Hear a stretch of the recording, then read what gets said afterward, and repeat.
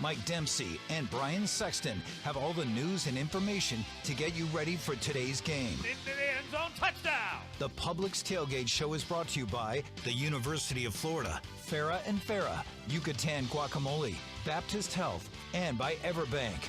The Publix Tailgate Show starts right now. Good morning and welcome to the Publix Tailgate Show on a beautiful Sunday morning here in early November. Brian Sexton, Mike Dempsey with you on the Publix Tailgate Show. We're in the Hyundai Studios, which are just across the parking lot in the Miller Electric Center. And this first hour is brought to you by our friends at Publix, where shopping is a pleasure.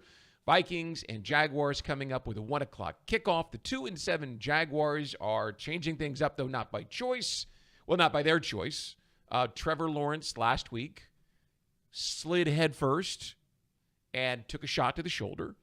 He finished the game. It didn't appear like it was anything serious, but it turns out this week that on his non-throwing shoulder, he has what is being called by reporters outside of the Jacksonville area this morning, a serious AC joint sprain. Listen, no doctor here, no surprise, right? He took a good shot from the linebacker. But he will not play today, only the second time in his career that he will not play. And Mac Jones, the Bulls product, the Alabama product, the former number one pick of the New England Patriots, is here for a reason, and that is days like today, Mike. How are you, by the way? I'm fine. Good morning, Brian.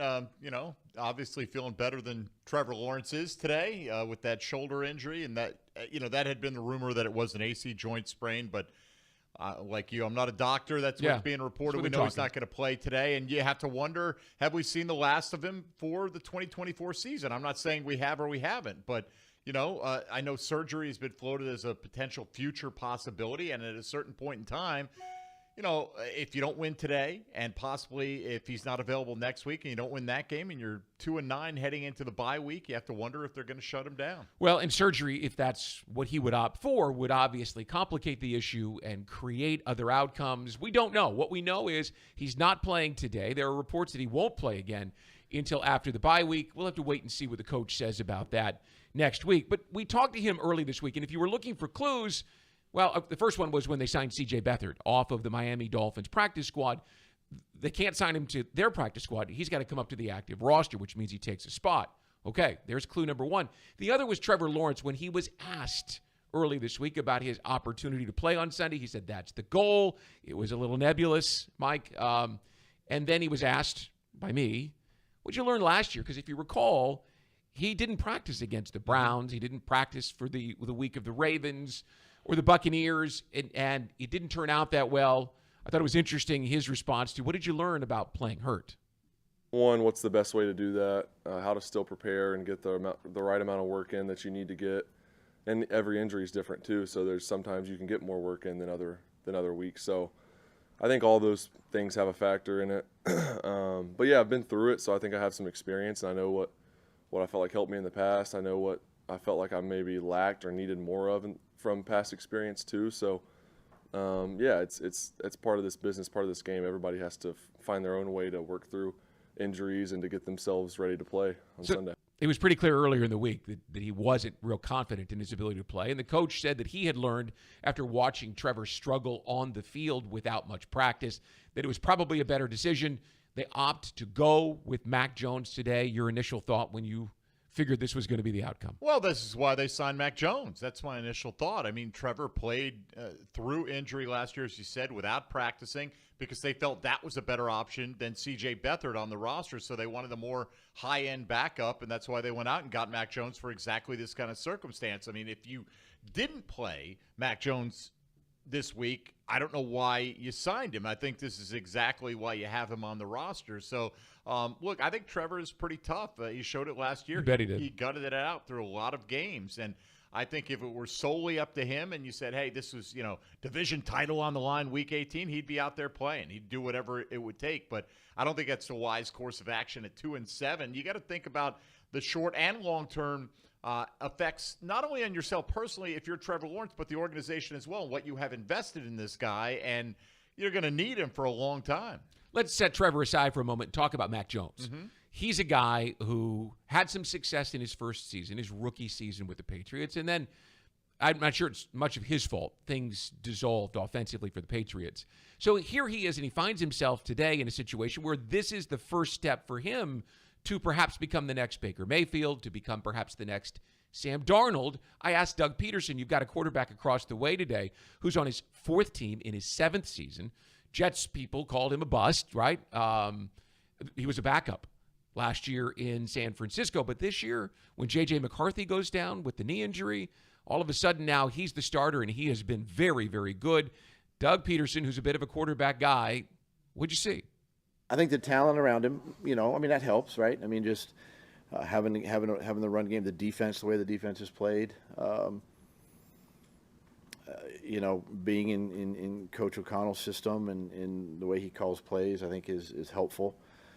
And look, he's always been a solid quarterback, and whatever team or role he's on, I just think now he's learning, maturing, and showing that he's capable of doing it. And that's what you're seeing on film, taking care of the football. That's a big part of this thing. So what you've got out there on the field today, Mike, is you've got one quarterback who has reclaimed his career and one who hopes to start today. Yeah, no doubt. Of course, Doug Peterson also, that was the unabridged answer. He also gave the answer of Justin Jefferson when asked, why is Sam Darnold playing that much better? Well, he's got an alpha receiver, which brings me to the Jaguars. Can we treat our guy as an alpha receiver? At least try to, give him the targets commensurate with his talent in Brian Thomas Jr.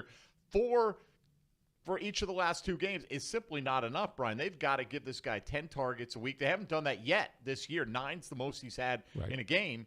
He needs to be getting double-digit looks every single week for the rest of the season. Well, since you mention it, let's hear from the offensive coordinator. He was asked that question since it is one of not the primary question this week, but the big one is getting the ball to Brian Thomas Jr.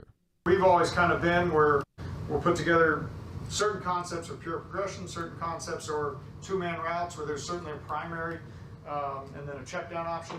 And so there's kind of the mix and match of the perfect routine of that. Now, we're fortunate we have a lot of good skill players. So if BT is drawing coverage to a certain area, maybe we're running the ball, maybe we have the opportunity to get backside, but at the same time, he needs to impact the game for us. And sometimes that's just, his presence impacts the game for us, but there's also, he needs the football, he needs opportunities to get the football as well. So there's always kind of that fine line, like you mentioned, of just how much is too much, how much is force feeding, how much is restricting the play of the offense just to get a guy as many targets or touches as can be.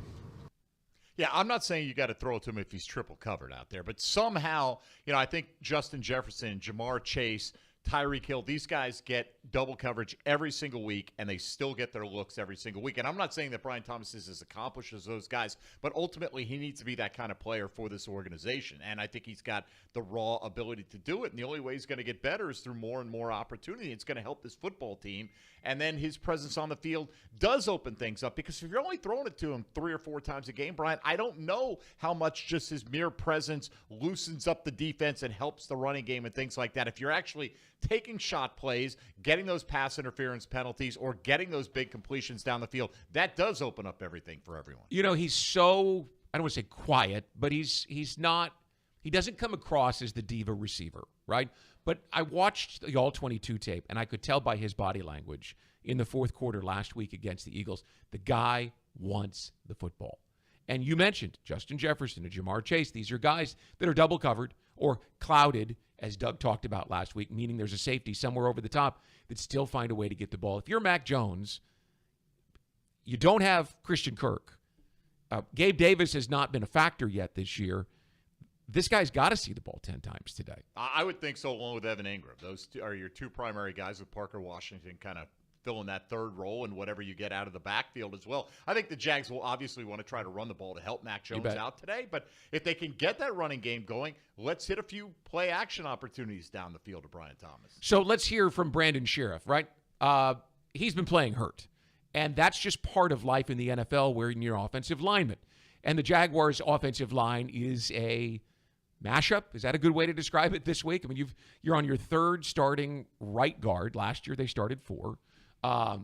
Cooper Hodges was playing pretty well last week before he ended up having to leave the game. That is a blow. And Sheriff is playing hurt, and next to him, Anton Harrison is playing hurt, but they've got to go up against a really good Vikings front today.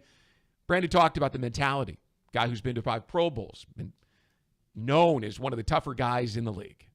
Watching the older guys, that's when I got my appreciation, was watching those 7, 8 year, 10-year-old guys, fighting through stuff like that. And there's no excuse for me to an ankle injury. I saw them doing it, so I'm going to practice through that and keep going. So, seeing Anton get, he went to the tent, got taped up, and he came back out on the field. So it was good to see.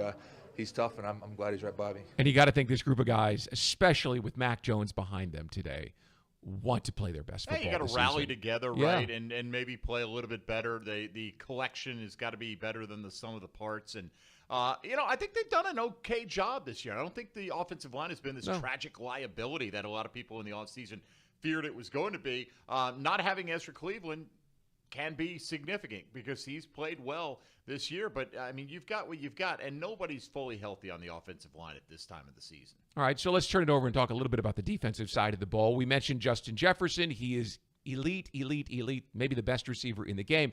If not, then, as we mentioned, his former teammate at LSU, Jamar Chase, who's coming off a huge Thursday night game against the Baltimore Ravens. Nielsen was said, hey, tell us about the guy up in Minnesota. Jefferson is, he's at the top of the game and receiver-wise, so we got to stay on top of him. I mean, that's the biggest thing. He's going to get his catches, just stay on top, eliminate the explosive catches, and then tackle. Like, get him on the ground, because he is a good run-after-catch guy. And so if he gets his catch, keep it as short as we can, and then get him on the ground and let's line up and play again. Stay on top of him. I mean, how many times this year have we seen the safeties, whether it's Cisco or Antonio Johnson, not make the right decision to stay over the top, and it results in a Devonta Smith touchdown catch. And it looks as if Ronald Darby is the guilty party, but the safety play has got to be better. It hasn't been good enough. There's an inkling from Minnesota that the Jags are not going to be having that help over the top or providing it. They'll go to Jefferson every single time. So like Jimmy Smith back in the Mark Brunell days, if he was singled up, the ball was coming to him no matter what the play was, and that's what they will do as well. Jefferson can run by you. He's a great route runner. He has great hands. He has great body control. He has good feet along the sidelines. I mean, there's really, if you're designing a modern receiver, this is the guy. He does everything that you want. So you got your work cut out for you. Now, there is a little help coming back to the secondary today. Andrew Wingard, Dewey Wingard. I always screw that one up. Andrew Wingard, Dewey Wingard, Dewey, is back. And you don't want to place too much on a guy who's coming back from what was a pretty serious knee injury. But, boy, to have his presence on the field today, even if he's just playing in sub-packages, that's a big deal.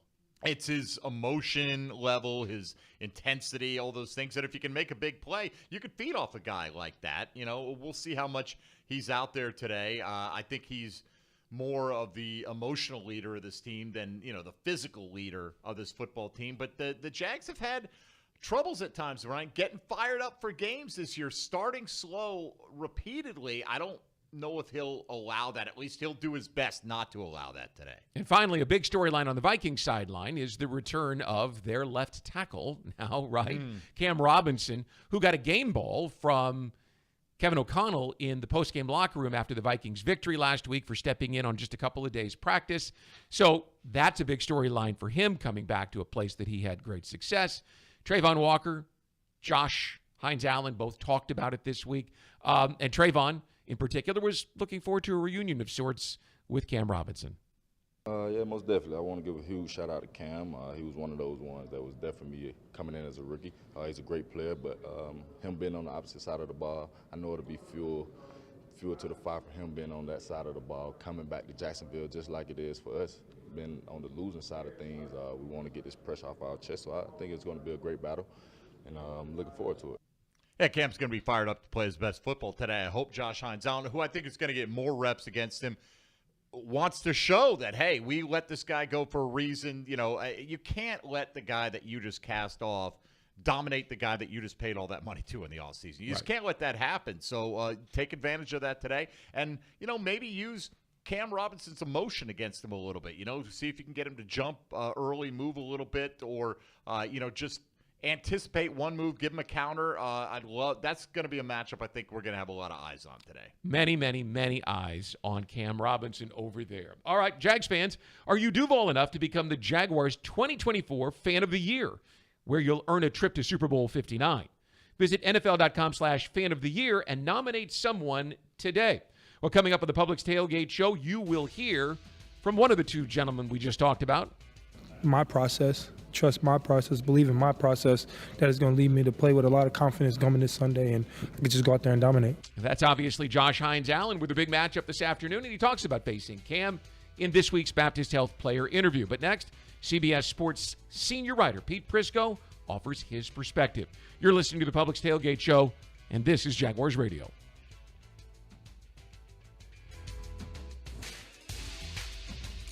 It's game time, Jaguars fans, and Publix knows that football is all about pairings. A high-scoring offense paired with a stingy defense. A rocket-armed QB paired with a dynamic wide receiver. And at Publix, you can pair hot deli chicken tenders with savory dips, delicious sub-platters with ice-cold beverages, and you can pair these tailgate essentials with an entire parking lot full of Jaguars fans chanting, Duval! Gear up for your tailgate at Publix, the official supermarket of the Jacksonville Jaguars. Jags fans, are you ready to upgrade your living space? Enter for a chance to win the ultimate furniture giveaway. You could enhance your home with a new sectional, queen mattress, or queen bedroom set, courtesy of Furniture Source. One lucky fan will receive new furniture after every Jaguars home game this season. Don't miss out. Enter today by visiting Jaguars.com/sweepstakes. Jaguars.com/sweepstakes. Selections will vary by game. It's storm season, and JEA is committed to keeping you informed. In the event of a storm, we'll text and email you about the status of your services. We use Facebook and Twitter to post real-time updates. Our live outage map on JEA.com lets you track restoration progress. And as crews work to restore services, our storm outreach team will be in local neighborhoods to answer your questions. Because as your community utility, JEA is here to keep you safe and connected. Your community, your utility. You've been putting back a few, and a few becomes a few too many. For a moment, you think of calling for a ride, but nah, you live nearby. What's the worst that could happen? You get pulled over, your insurance goes up, you lose your license, you total your car, you kill someone. The results of driving drunk are tragic. That's why law enforcement is out there looking for impaired drivers to save lives. So if you think you're okay to drive after a few drinks, think again. Drive sober or get pulled over. Paid for by FDOT. Hey fans, it's Tyson Campbell, cornerback for the Jacksonville Jaguars. This season, your game day is getting even tastier with Al's Pizza in the stadium. And every time we get a pick, you'll score. If the Jaguars get one interception, you'll enjoy buy one, get one free pizza at any Al's Pizza location Monday through Thursday after the home game. 2 interceptions, a free dessert. And 3 interceptions, that's a free appetizer. Just tell them you want the Jags pick. Up your game and get your Al's Pizza at the game or any of their locations. What's Here is a place that generations have trusted to help their kids grow up healthy and strong. What's Here are caregivers with knowledge and expertise rivaling any children's hospital in the world. What's Here is the only Level 1 pediatric trauma center in our region. What's Here is Wolfson Children's Hospital with the technology, research, and dedication to save and change countless young lives. Wolfson Children's, always here. Visit wolfsonchildrens.com.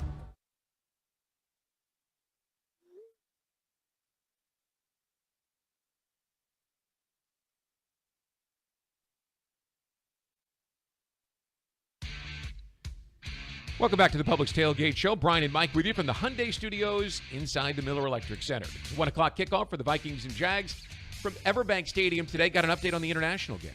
Yeah, 10-0 Carolina with Jatavian Sanders, the rookie tight end, catching a touchdown for Bryce Young. Did you see the story? Apparently, in a pregame interview, Roger Goodell, the commissioner of the NFL, I don't know that he hints things, but he said that the league envisions maybe eight international games next year with Spain, Mexico City, Brazil, the UK, Ireland, and Germany all in the mix. Yeah, some of those he basically said they're definitely getting games next year, and right. Others were hopeful, but 8 is the goal. That's coming. I mean, 8 and then eventually 16. There will be one every week, and the international thing will just continue to grow. And everyone worried when the Jaguars were committing over there, and now the league is committing games every single week, or at least that's what the goal is. All right, back to Jacksonville and the game at hand. which means Mac Jones, the former Bulls Bulldog and national champion at the University of Alabama, gets his first start, and you caught up with Pete Prisco. I did, and asked him the obvious question. What do you expect from Mac Jones today? Well, they better hope they can run the ball, because one thing, when you play this defense, if you get in second and third and long, they're going to throw a lot of big looks and different looks at you. It's complicated. So I'm concerned about that. But if they can run the ball and take some of that pressure off him, then I think he's smart enough. He's been around the league a long time. He'll be able to make some plays. But don't put him in second and third long situations.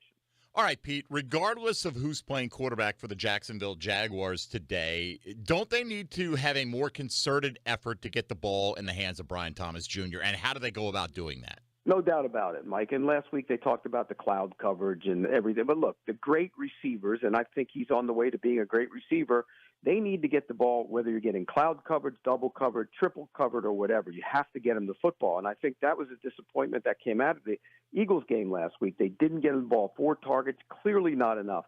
Get him some shots down the field. And then if you want to get him some crossers, get him some crossers.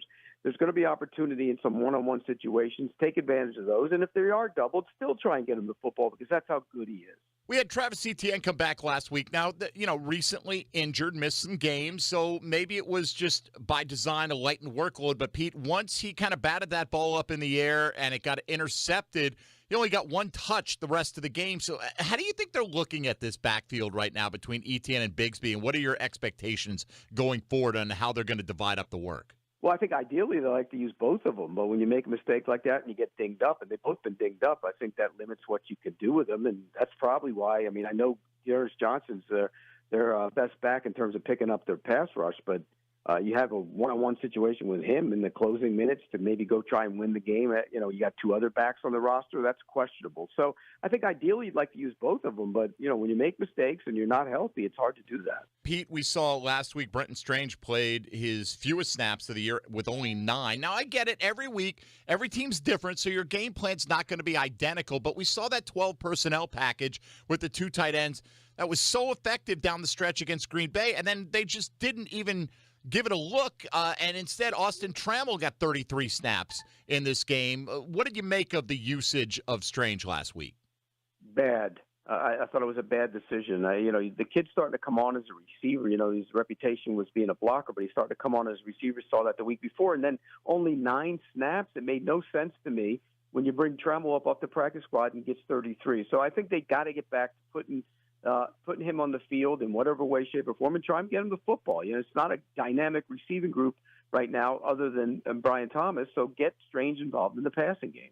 When you see this Minnesota Viking offense this year, what is the best route to trying to disrupt it? Obviously, you want to get pressure on the quarterback, but is that the Jags' best path to potential victory today, to see if they can force Sam Darnold into some mistakes?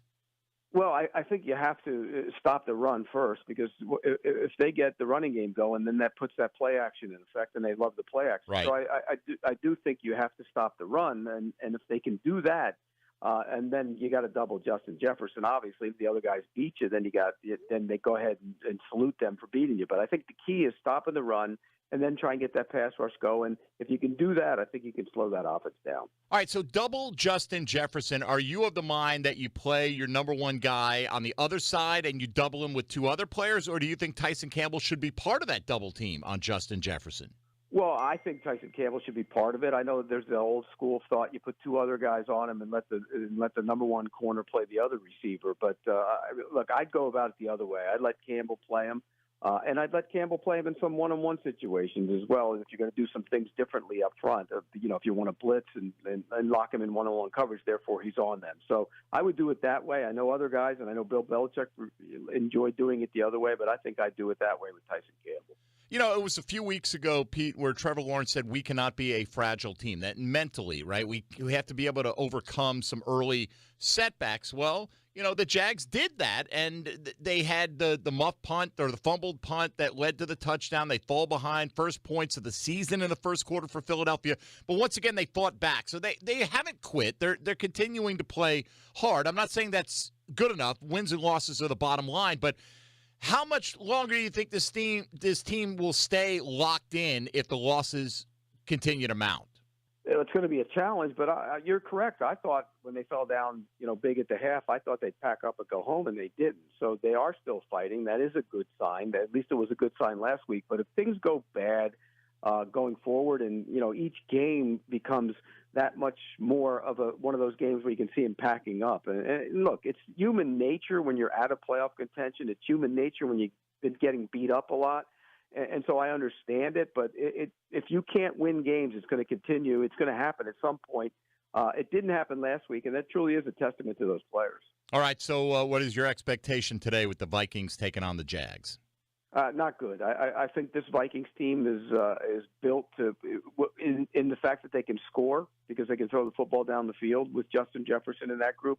But more than that, when they put you in those situations where you have to throw, and it's second and long and third and long, that is going to be a problem. They throw so many different looks at you, and I think that'll ultimately lead to a couple turnovers here and there, and that's going to be a problem.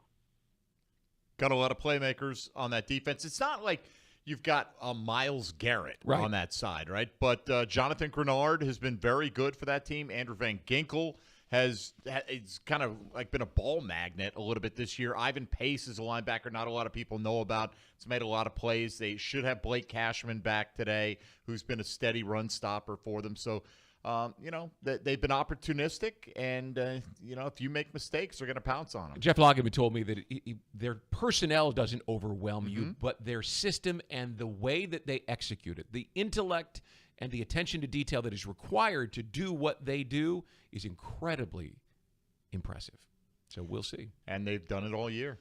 Jaguars defense gave the offense a chance last week. Devon Hamilton had that big tackle on third down on Saquon Barkley that set up the 57-yard field goal, gave the Jaguars the ball 55 yards from pay dirt with a chance to win the ball game at the end. Now, they gave up too many yards, too many running yards, and too many points, obviously. They've got to play better than that today. However, two guys who played very well last week were Josh Hines-Allen and Trayvon Walker. They lead the way. When they play well, this defense has a chance to play well. And Josh told me this week they have to do that every Sunday if they're going to give their team its best chance to win. I mean, that's the goal each and every week. This was a great opportunity for us last week just to dominate our matchups, and it's going to be like that every week. This is another opportunity for us to capitalize on, or what we can do, especially dominating up front. And so, yeah. I don't know whether you saw it, but from my vantage point, everything that you did set up someone else. I mean, it isn't that the defense goes through the two of you, but it sure did last week. It seems like it's that way. Is it set up that way?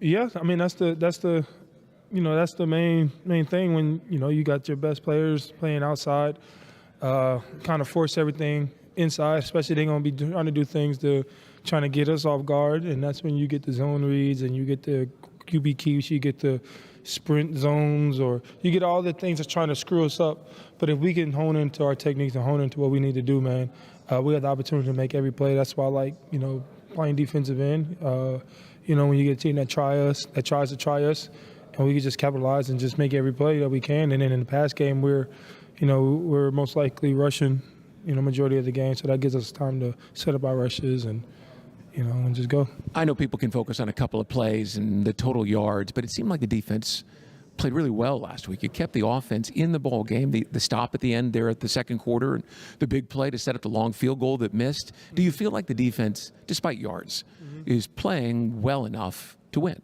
Yeah, I believe so. I feel like it could have been, don't like to say, but it could have been like Buffalo again, where offense was starting out slow and then defense was giving up points and we just couldn't get off the field. It could have been that, but, we decided what type of tempo and type of attitude that we wanted to play with. Just moving on, it wasn't even like last week, just what we were just trying to keep carrying on. And this week, when we stopped those tush push, when I try to tell you, we gave it the touchdown, but they tried to go for two and they put us in that situation, it was like we were more excited and that kept giving us confidence and we could stop their best play, man. This is a four-quarter game. It went back to like that mentality of dominance, and I really enjoyed those moments, and I want to keep that a spark and keep going. 8 games left. I mean, it seems like it's been a long season because of the record, but there's a lot of football left to play. How do you keep your teammates, or how does an individual keep themselves grinding and focused? I mean, what's the standard you set for yourself? The standard I set for myself is, competitive excellence. I want to compete every single day. I want to become a better player each and every day. And this is a matchup this week that I look forward to. And so in order for me to play very confident, like to play with a lot of confidence, I have to work it on the football field. So that's pre-practice. I'm out there early, getting my pre-work done, taking care of my body, make sure I'm healthy, to go out there and play 100% and, just go out there and execute. If I can do what I can each and every day, it's going to allow me to play with confidence, allow me to play fast, and allow me to dominate on Sunday. And finally, I'd say you're looking forward to the matchup because it's Cam. What's that going to be like? I think it's going to be. I mean, I know on my end, I know I'm excited. Hopefully he's excited too. And I'm, I'm ready to play against him. It's, hope we can get all that buddy stuff towards the end of the game. And, again, this is my next matchup, and that's the way I'm looking at it. But again, he knows me, I know him, but we never went live together really. And so I'm very excited. I'm looking forward to it. And, he's, again, if I keep doing what I can do, my process, trust my process, believe in my process, that is going to lead me to play with a lot of confidence coming this Sunday, and I can just go out there and dominate. Disappointing the first 9 games of the season. It's not been very good. Gotten almost no turnovers, which really the last 2 years they were pretty good at getting that done. However, as I mentioned, Devon Hamilton had that big third down tackle. They're good enough to break serve and give their team a chance.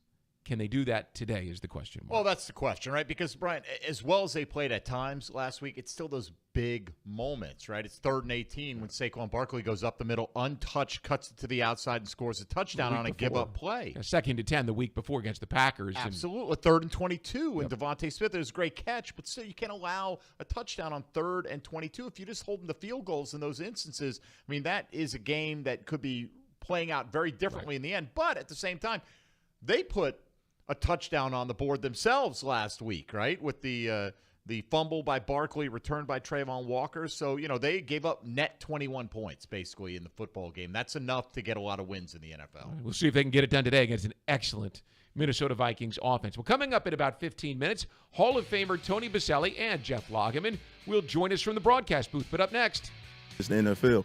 So now we got to get ready for the next one and get the guys prepared. Jaguars defensive line coach Jeremy Garrett stops by to talk about the big guys and what they need to do this afternoon against Aaron Jones. The Vikings and Jags come up at 1 o'clock from Jacksonville. This is the Publix Tailgate Show, and you're listening on Jaguars Radio. It's game time, Jaguars fans, and Publix knows that football is all about pairings.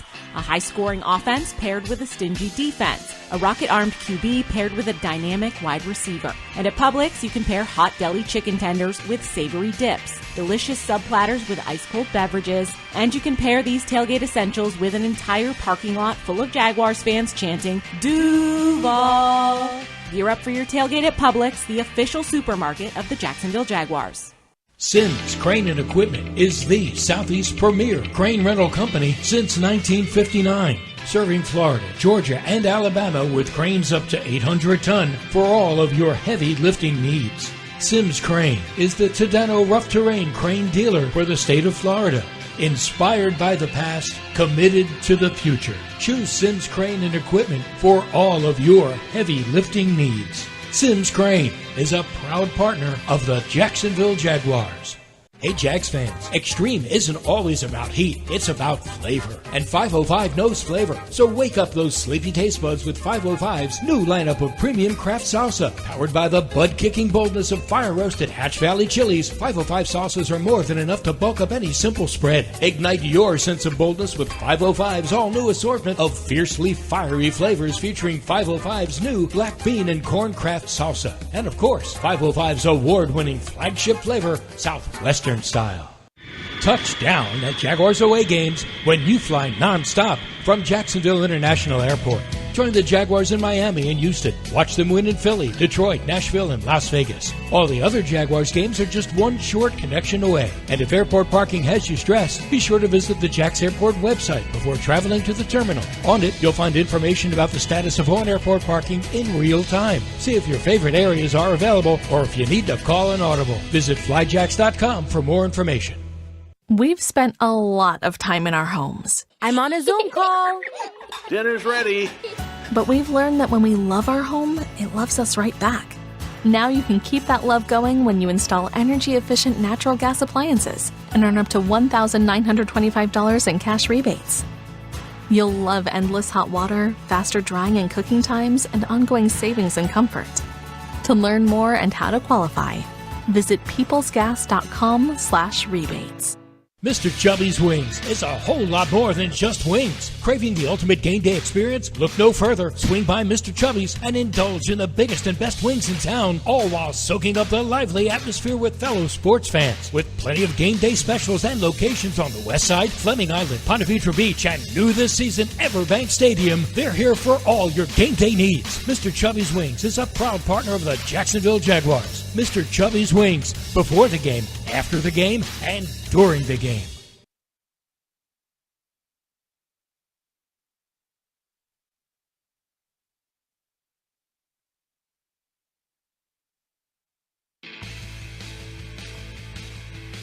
Well, welcome back to the Publix Tailgate Show. Publix, where shopping is a pleasure. Brian and Mike with you from the Hyundai Studios. Kickoff at 1 o'clock today between the Jaguars and the Minnesota Vikings. Today's game is delivered by CSX. CSX, how tomorrow moves. And it is time for our weekly commentary from Rick Ballou. So it appears Trevor's out, at least at the time of this taping. It'll be Mac Jones under center for the Jaguars coming up this afternoon. Now, some have said shut it down. Trevor can't do that. This organization has invested way too much money in him. Even if he is down on Doug Peterson, he's down on Press Taylor, he still has to play if he's healthy. If surgery is needed, then that's another story. As a matter of fact, if surgery is needed, he should have it next week with this football team being 2-7. Remember, he had surgery back in 2021 on his non-throwing shoulder. That was to repair a labrum injury. It took 5 months to recover. So, much rather have it in mid-November as opposed to mid-January. We'll have to see. Some have mentioned the right shoulder from a year ago, but that was the opposite one, which made him miss the game against Carolina. If, in fact, he does not go today, this will be only his second missed start. The concern is with the second one, how significant is this? That would be 2 in 4 years. And who do you listen to? Obviously, the team doctor. Doug Peterson wants you to tough it out, do you? Trent Baalke wants you to tough it out, do you? Outside of his wife and his agent, this is all about Trevor. It's a decision he has to make, and it's about his future. What the Jaguars have done offensively so far this year in the first quarter has been beyond embarrassing. Once again, no points Sunday at Philadelphia. After the game, I asked Josh Hines-Allen about the lack of complementary football, how the offense does nothing early and the defense is forced to be on the field for 10 and a half, 11 minutes in the first quarter. He just looked at me, gave me a long stare, and then said, no comment. I have to believe that's the first time I've ever been told by Josh Hines-Allen, no comment. For those who know him, he is very articulate. He always expresses himself. Frankly, he's a phenomenal quote. That was not the case Sunday night in Philly. There was ever a team that desperately needed a victory, it's the Jaguars this afternoon. For more Rick Ballou, check out Into the Night with Rick Ballou, weeknight, 6 to 8 on 1010 XL. All right, well, the Jaguars' defense, as we've talked about, played well enough to give their team a chance to win, but not nearly good enough to keep the Eagles at bay last week. So it's about balancing criticism and praise this week, and that was my question for Jeremy Garrett. How do you work with what you did well, but not get too far from what you didn't do well? Yeah, I mean, you want guys to always, make plays the name of the game, but you got to always preach fundamentals, technique, and effort, and guys just playing extremely hard. So when a big play happens, you tell them, hey, that's what you should do. Like, that's what you should do, and then you put it on the tape so they can see themselves next week as teachers. Like, hey, man, this is what you're doing. Now let's do it again. So that's how you balance. You never get too high, too low. You stay the same, man. You always focus on getting the guys better. How's the defensive tackle room when a guy does have a big day? You can't really live with that too long because you got another great runner coming in this week. Oh, no doubt. It's a good, bad, or indifferent. Right? You learn from everything, good and bad, and then you improve it, man. You move on to the next. Like, we got 24 hours to get over, what just happened. we're not celebrating anything. You don't have time for that. It's the NFL. So now we got to get ready for the next one and get the guys prepared.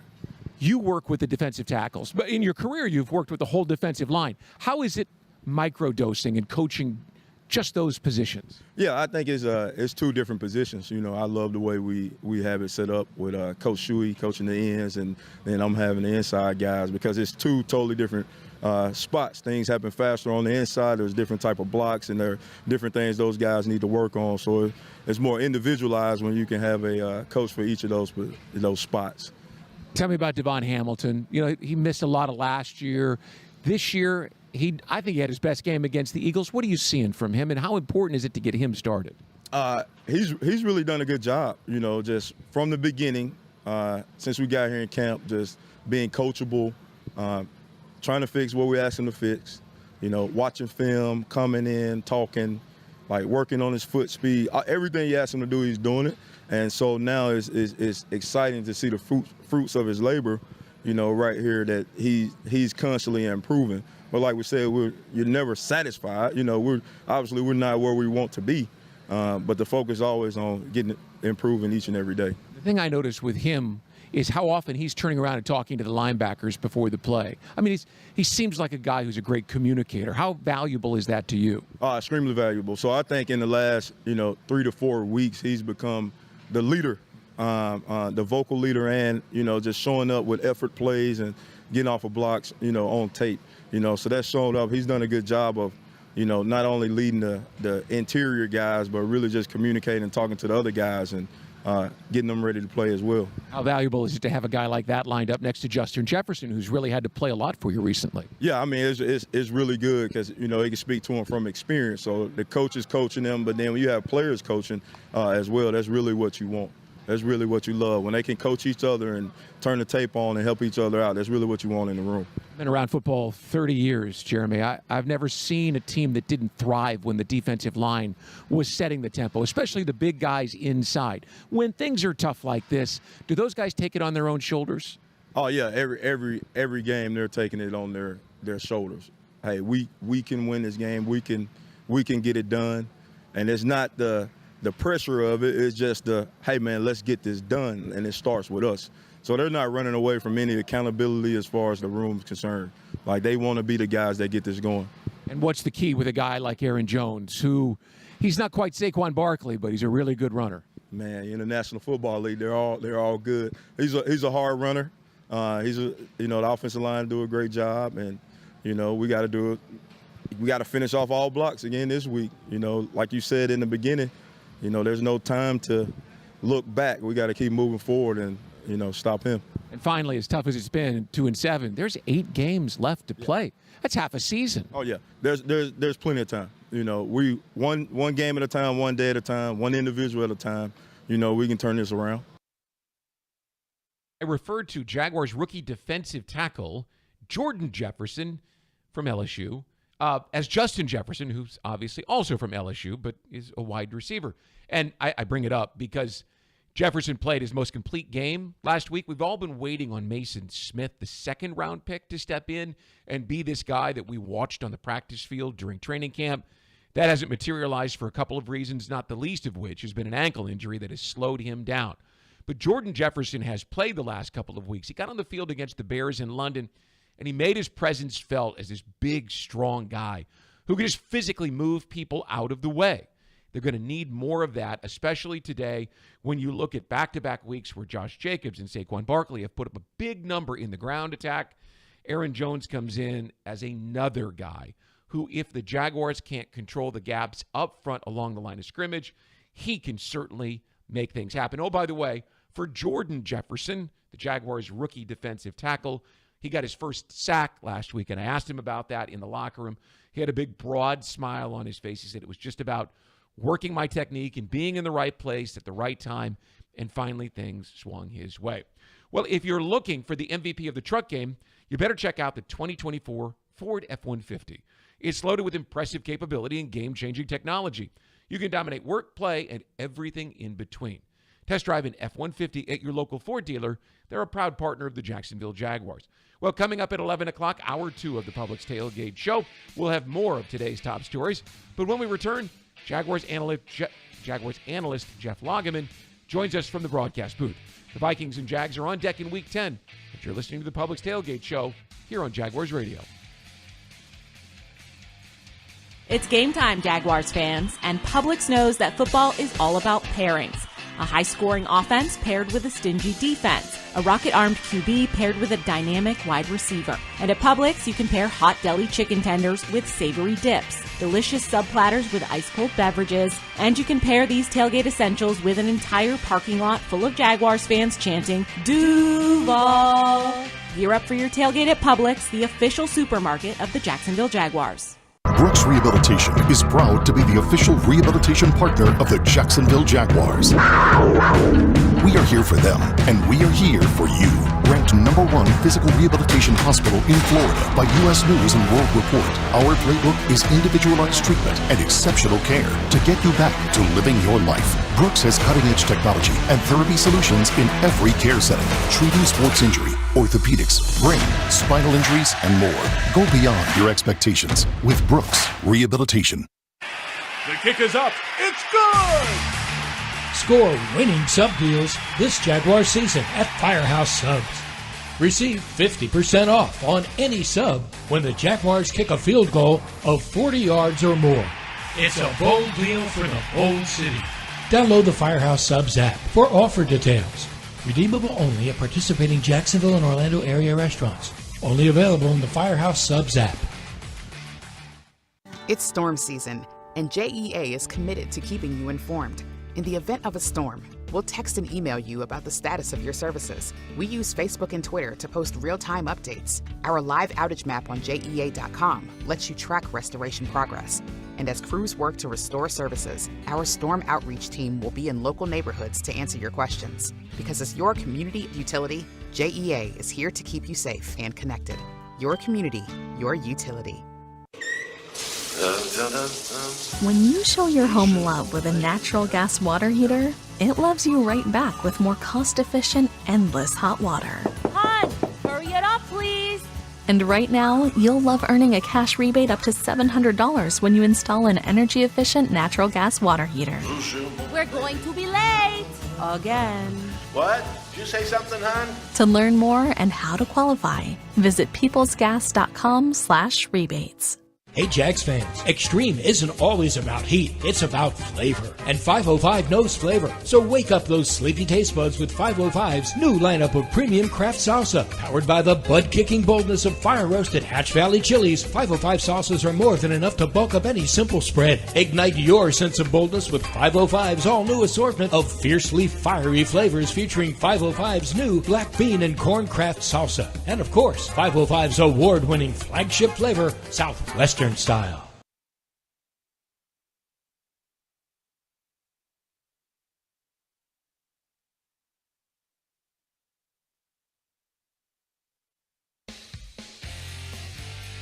Welcome back to the Publix Tailgate Show. Brian Sexton, Mike Dempsey from the Hyundai Studios. The Jaguars and Vikings come your way at 1 o'clock here at EverBank Stadium. And today's game is presented by CSX. CSX, how tomorrow moves. Time now for the first rounds on us. New York Jets, first round choice. Jeff Lageman. Jacksonville Jaguars have selected tackle Southern California, Tony Vasilli. And the first round on us is presented by Ancient City Brewing. Taste history, make history. And today, it features the one and only, meaning the only guy in the booth, is Jeff Lageman. Hey, Jeff. Hey, Brian. Hey, Mike. You know, Baselli's out shaking hands, kissing babies, you know, doing all that stuff. So you managed to get the entire block to yourself. Congratulations, my friend. Yeah, we'll make the best of it. Let's get it going with Finding Solutions, presented by the University of Florida, the #1 university in the U.S. News and World Report's #1 state for education. So, Jeff, I have complained vociferously that nothing looks easy for the Jaguars on offense. Nothing just seems to be like they know they can do that. At least it doesn't seem that way. So how do they do something to make something seem easy for Mac Jones today? Well, that's the challenge, right? I mean, when you've got a backup who hasn't played in almost a year as far as meaningful football, doesn't have a lot of reps with the starters until this week, year one and a new system. I mean, all those things are working against him. And I think because of that, you've got to have kind of the people that are around him playing at a higher level so that he can play at a sufficient level. You know, the running game has to get going. The receivers need to make sure they don't drop balls, and everybody's making blocks, and defense does their job. It can't be all about Mac Jones. Now, I'm excited for him. You know, I mean, hometown kid getting an opportunity to play for his hometown team. And then on top of that, look, I mean, the reality is this is a business at the end of the day. And if he plays well in what opportunity he has here, whether it's this week or next week or however long it goes, you know, he's got an opportunity for that second contract that could be meaningful and have an opportunity at being a starter again. And, Jeff, I think the mystery now is, you know, will we see Trevor Lawrence again, or at least when will we see him again? How much do you think the Jags' record might play into that? We don't know what's going to happen today, but they have Detroit next week, and they're currently 7-1, and then the bye week. If the Jags find themselves, unfortunately, at 2-9, is that a big consideration as to whether or not you have Trevor Lawrence go the surgery route or, you know, whatever route he may need to take to rehab that shoulder? And it's a great question. I think a lot of it, as far as, you know, our opinion, is going to be just purely speculation because we don't know the medical situation. And I think that has to be the first and foremost thing that gets talked about as far as making that decision. If there's no risk of having the injury, whatever it is, to get worse, then I think you got to play. You know, you can't end up saying, well, you know, I'm going to opt for the surgery, because what does that tell your teammates and the rest of the team that is battling through different things to get to the end of the year to may have a surgery themselves? So I don't think you can do that. I think it reflects poorly on yourself, and I think it doesn't support your teammates.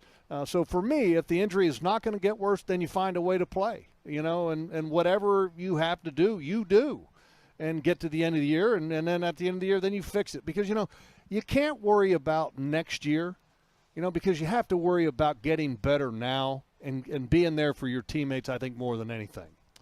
Jeff, I think you'd agree most number one receivers around the NFL are going to get somewhere from 8 to 12 targets in a given week. And Brian Thomas Jr. has gotten 8 total in the last couple of weeks. Does that need to change immediately? God, yes. I raise my hand. I vote for yes. I mean, Brian Thomas is a really good football player. And, you know, I may understand the 4 targets last week just because, look, if he's not 100%, then maybe you just felt no confidence in going, you know, with, you know, in his direction. Okay. But, man, I mean, he's such a good football player. When you have a real good football player, just like the Vikings do and Justin Jefferson, you got to find a way to get him targets. And Justin Jefferson, you know, which is, you know, the best receiver in the league, and he leads the league right now in receiving yards, he's averaging in his career 9.5 targets a game.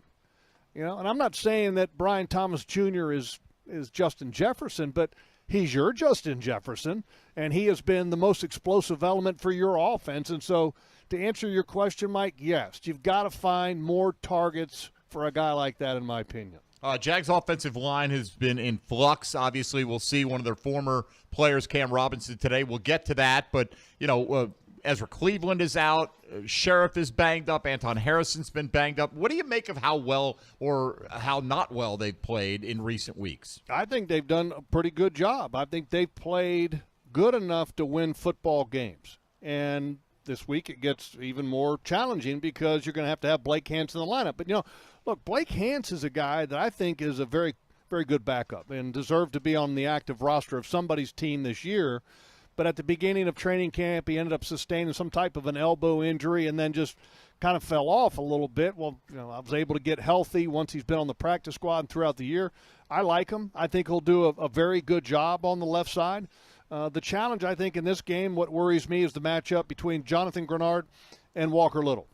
Grenard's a really good football player, well-rounded football player. He's got power, he's got speed, he's got moves. And on top of that, the combination of him with the Brian Flores defense and Andrew Van Ginkel and then their first-round draft pick, Dallas Turner, sometimes you're not sure who is coming and who is going. And that makes it hard for protections. It makes it hard for quarterbacks. All right, flipping around on the Jags pass rush there. We alluded to it with Cam Robinson starting at left tackle. You've seen him all throughout his Jaguar career here. Who has the advantage? Is it Josh Hines-Allen / Trayvon Walker when they're rushing, or is it Cam Robinson? That's a great question, and if as a defensive lineman, I kind of think that the offensive lineman has the advantage a little bit just because he's got a lot of reps against you. But at the same token, the same applies the opposite way.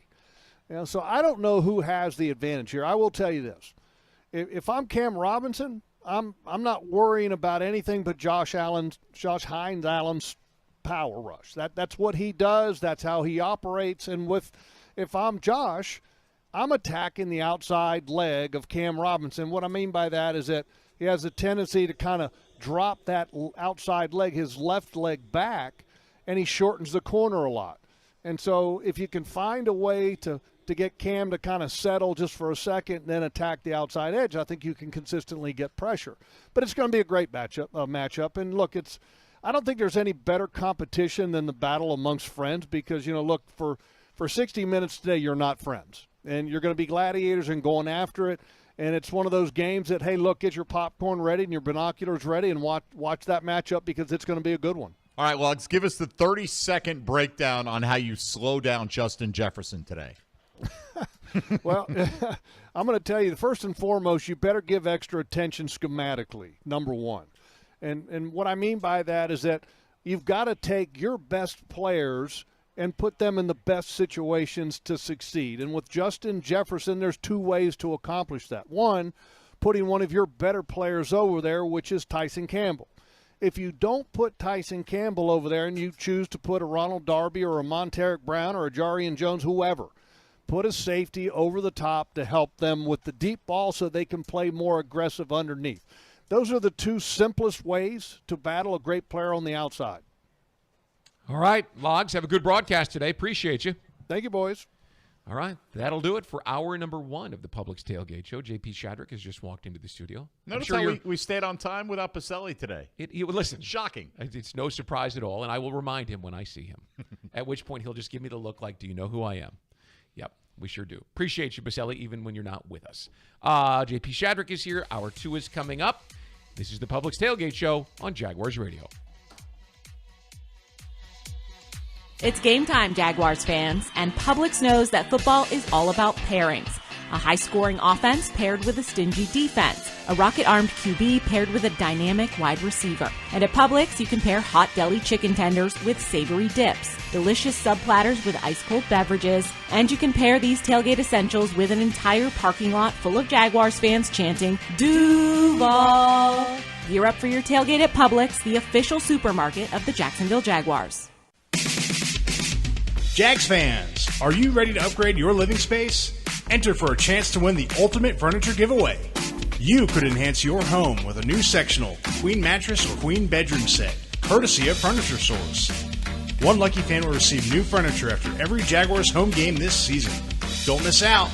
Enter today by visiting jaguars.com/sweepstakes. Jaguars.com/sweepstakes. Selections will vary by game. Frank Frangie here. When you want barbecue in Jacksonville, you want Bono's Pit Barbecue. You can find Bono's locations all around town and on game day at EverBank Stadium because Bono's is the official barbecue of the Jacksonville Jaguars. Over 70 years of authentic Southern Pit Barbecue. We are the local barbecue joint in BBQval for generations of people in Jacksonville. Go to bonosbarbecue.com to learn more or call 904-880-8310 today. And remember, if you don't see a pit, it ain't legit. UNF is a top public university committed to serving the region, a place where visionary minds come together to create effective solutions. With more than 70% of their graduates working in the area, UNF is North Florida's university, offering 100-plus majors, affordable tuition, and programs in high-demand fields. Soar into your future at UNF. Visit unf.edu to learn more. Sims Crane and Equipment is the Southeast premier crane rental company since 1959, serving Florida, Georgia, and Alabama with cranes up to 800 ton for all of your heavy lifting needs. Sims Crane is the Tadano rough terrain crane dealer for the state of Florida. Inspired by the past, committed to the future. Choose Sims Crane and Equipment for all of your heavy lifting needs. Sims Crane is a proud partner of the Jacksonville Jaguars. The power of a great team starts with the right equipment, specialized skills, and the training to win. That's why ASAP Dental Care and the Jaguars have the home team advantage. At ASAP Dental Care, we follow our playbook to perfection to exceed your expectations. Count on us to be there for you 7 days a week to deliver full-service dental care. Score a winning smile with ASAP Dental Care today.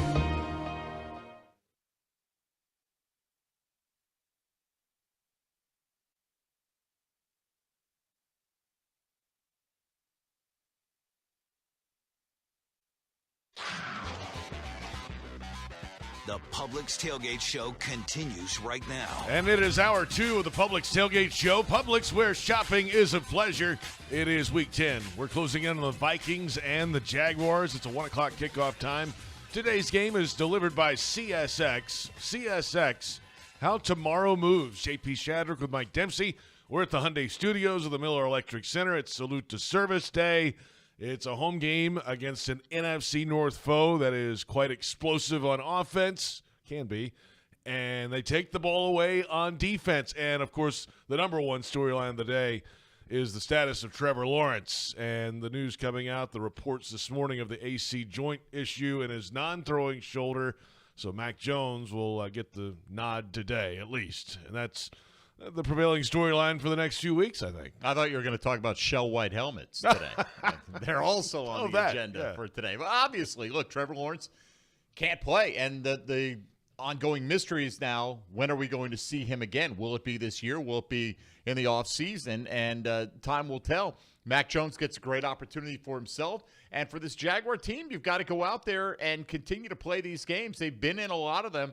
Can Mac Jones lead what will be an upset over the Minnesota Vikings and really put himself in position to maybe have an opportunity to battle for his starting job next offseason somewhere else? Game day weather brought to you by the St. Johns River Water Management District. Florida's water, it's worth saving here in Jacksonville today. 78 degrees and cloudy. There is a chance of rain during the game. 78% humidity, so it is warm, a little bit swampy out there today.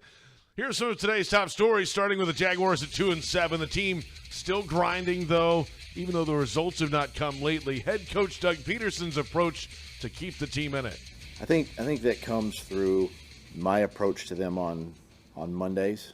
You know, from a head coach's perspective, I need to show them and talk to them in a way that is accountability, right? Ownership. Do your job, do it better. Do the little things. I got to show that in a team setting, bring it to light. Just show the guys, like, listen, this is what's holding us back right now. On the flip side of that is now you got to build them back, right? You got to get them back ready to go for another challenge. Well, they've been down in holes early in games. They've been able to rally back, but have not had the results at the end of the day. And I wonder how long. Can they continue to do that and still have that fight left? Right. You give everything you have, and you keep coming up short. And I think you hit it, JP. They dig themselves a hole early in these football games. It'd be one thing if you're going back and forth all game long, but they exhaust so much energy getting back in position, and they're still coming up just short, which has led to them having an NFL best or worst 5 games that you've lost by 5 points or fewer so far this season. So they have been in a ton of games, and it truly has come down to one play here or there, but they're not the team making that extra play most weeks. No, certainly not. Trevor Lawrence not going today. He was questionable at the end of the week with a left shoulder injury, but reports today of an AC joint issue. Mac Jones likely getting the start at quarterback. His first with the Jaguars explained his approach this week after a week of practice where he took more reps than normal. I mean, as a backup quarterback in the NFL, that's your job, and I've done a great job sticking to my schedule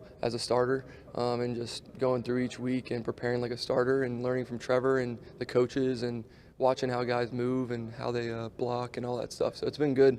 You can learn a lot of different ways from watching, whether that's on the sideline or at practice or in film. So been fortunate to learn from some good guys, some good veterans, and definitely feel like it's a good group. Of course, former Patriots first-round pick out of Bowles here in Jacksonville, starting for the Jaguars in Week 10. And let's be honest, it's the last year of his rookie contract. If he puts together some spectacular performances, however many he gets, if he gets many, the offseason's coming. He's a free agent after this season. No question about it. I mean, go back in Jaguar history, Rob Johnson had one game where he threw for, I think, 260. And it was enough to make him a sought-after commodity. Now, Mac Jones will be a free agent after this season, JP. And I understand the desire to probably want to run the ball to take a little pressure off him. But this is not a backup quarterback that you're going to limit to throwing 15 to 20 times. At least I hope that's not the case. This is supposed to be one of the better backups in the league. I'd like to see Mac Jones have an opportunity to run this offense with all its permutations out there and see what he can get done. Jaguars have some more changes on the offensive line. Blake Hance getting the start at left guard today. Right guard Brandon Sheriff battling through some things on his own, but overall playing well. He's confident in the group's cohesion with all the changes lately. I think Phil does a great job, during camp of adding different bodies in there, and Blake's going to step in and do a great job. He's been in the league for 6 years, so him and Walker are going to play great together, and we're excited to be out there on Sunday. So that's Brandon Sheriff, the right guard. He's got second-year right tackle to his left. He's got a 10-year center to his right, 10-year center to his left, and Hance jumping in there. He's been around the league for a long time, and Walker Little at left tackle. There's your offensive line for the Jaguars. Yeah, I think the best thing you could say, this offensive line hasn't been the story this year, right? I think they've done a solid job. They haven't been among the best in the league, but they're certainly not among the worst in the league. And now it's getting tested because you've got a couple of guys on the right side that are less than 100% physically. You don't have your left guard, who has played pretty well this year in Ezra Cleveland.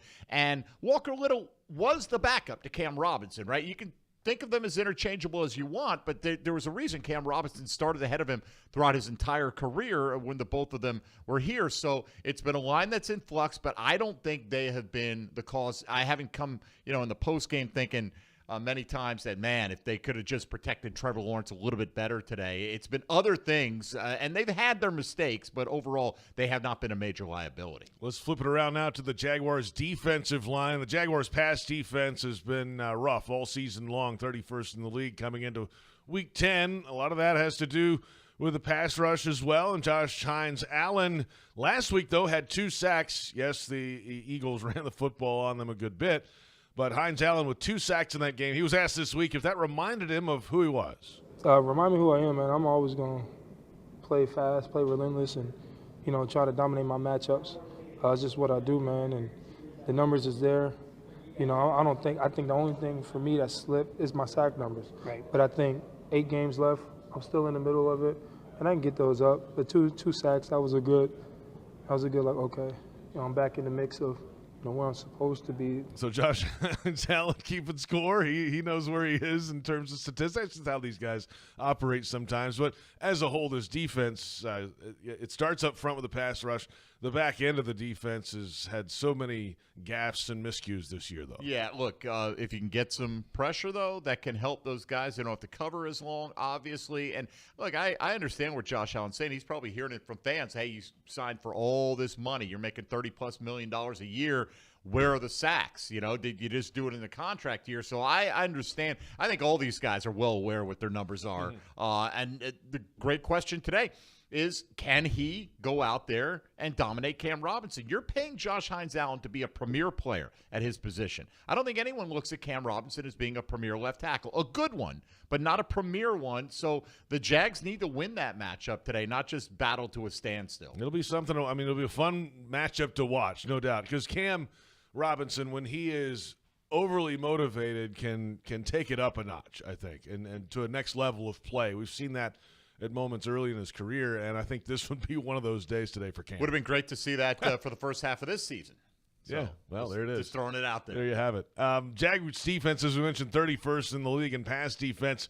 We lead the league in explosive plays allowed. Defensive coordinator Ryan Nielsen this week was asked about the matchup against the Vikings, and Justin Jefferson leading the league in receiving yardage. Sam Darnold's off to a fantastic start at quarterback. They've got other weapons, and the Vikings passing game is a threat. Their whole offense is operating at an extremely high level. Kevin's done a great job with the quarterback, and not just Jefferson, but they've got other pieces that are scary. So we've got to do a good job. We've got to affect the interior of the pocket. We've got to get around the quarterback. We've got to keep him in because he's doing a good job extending plays.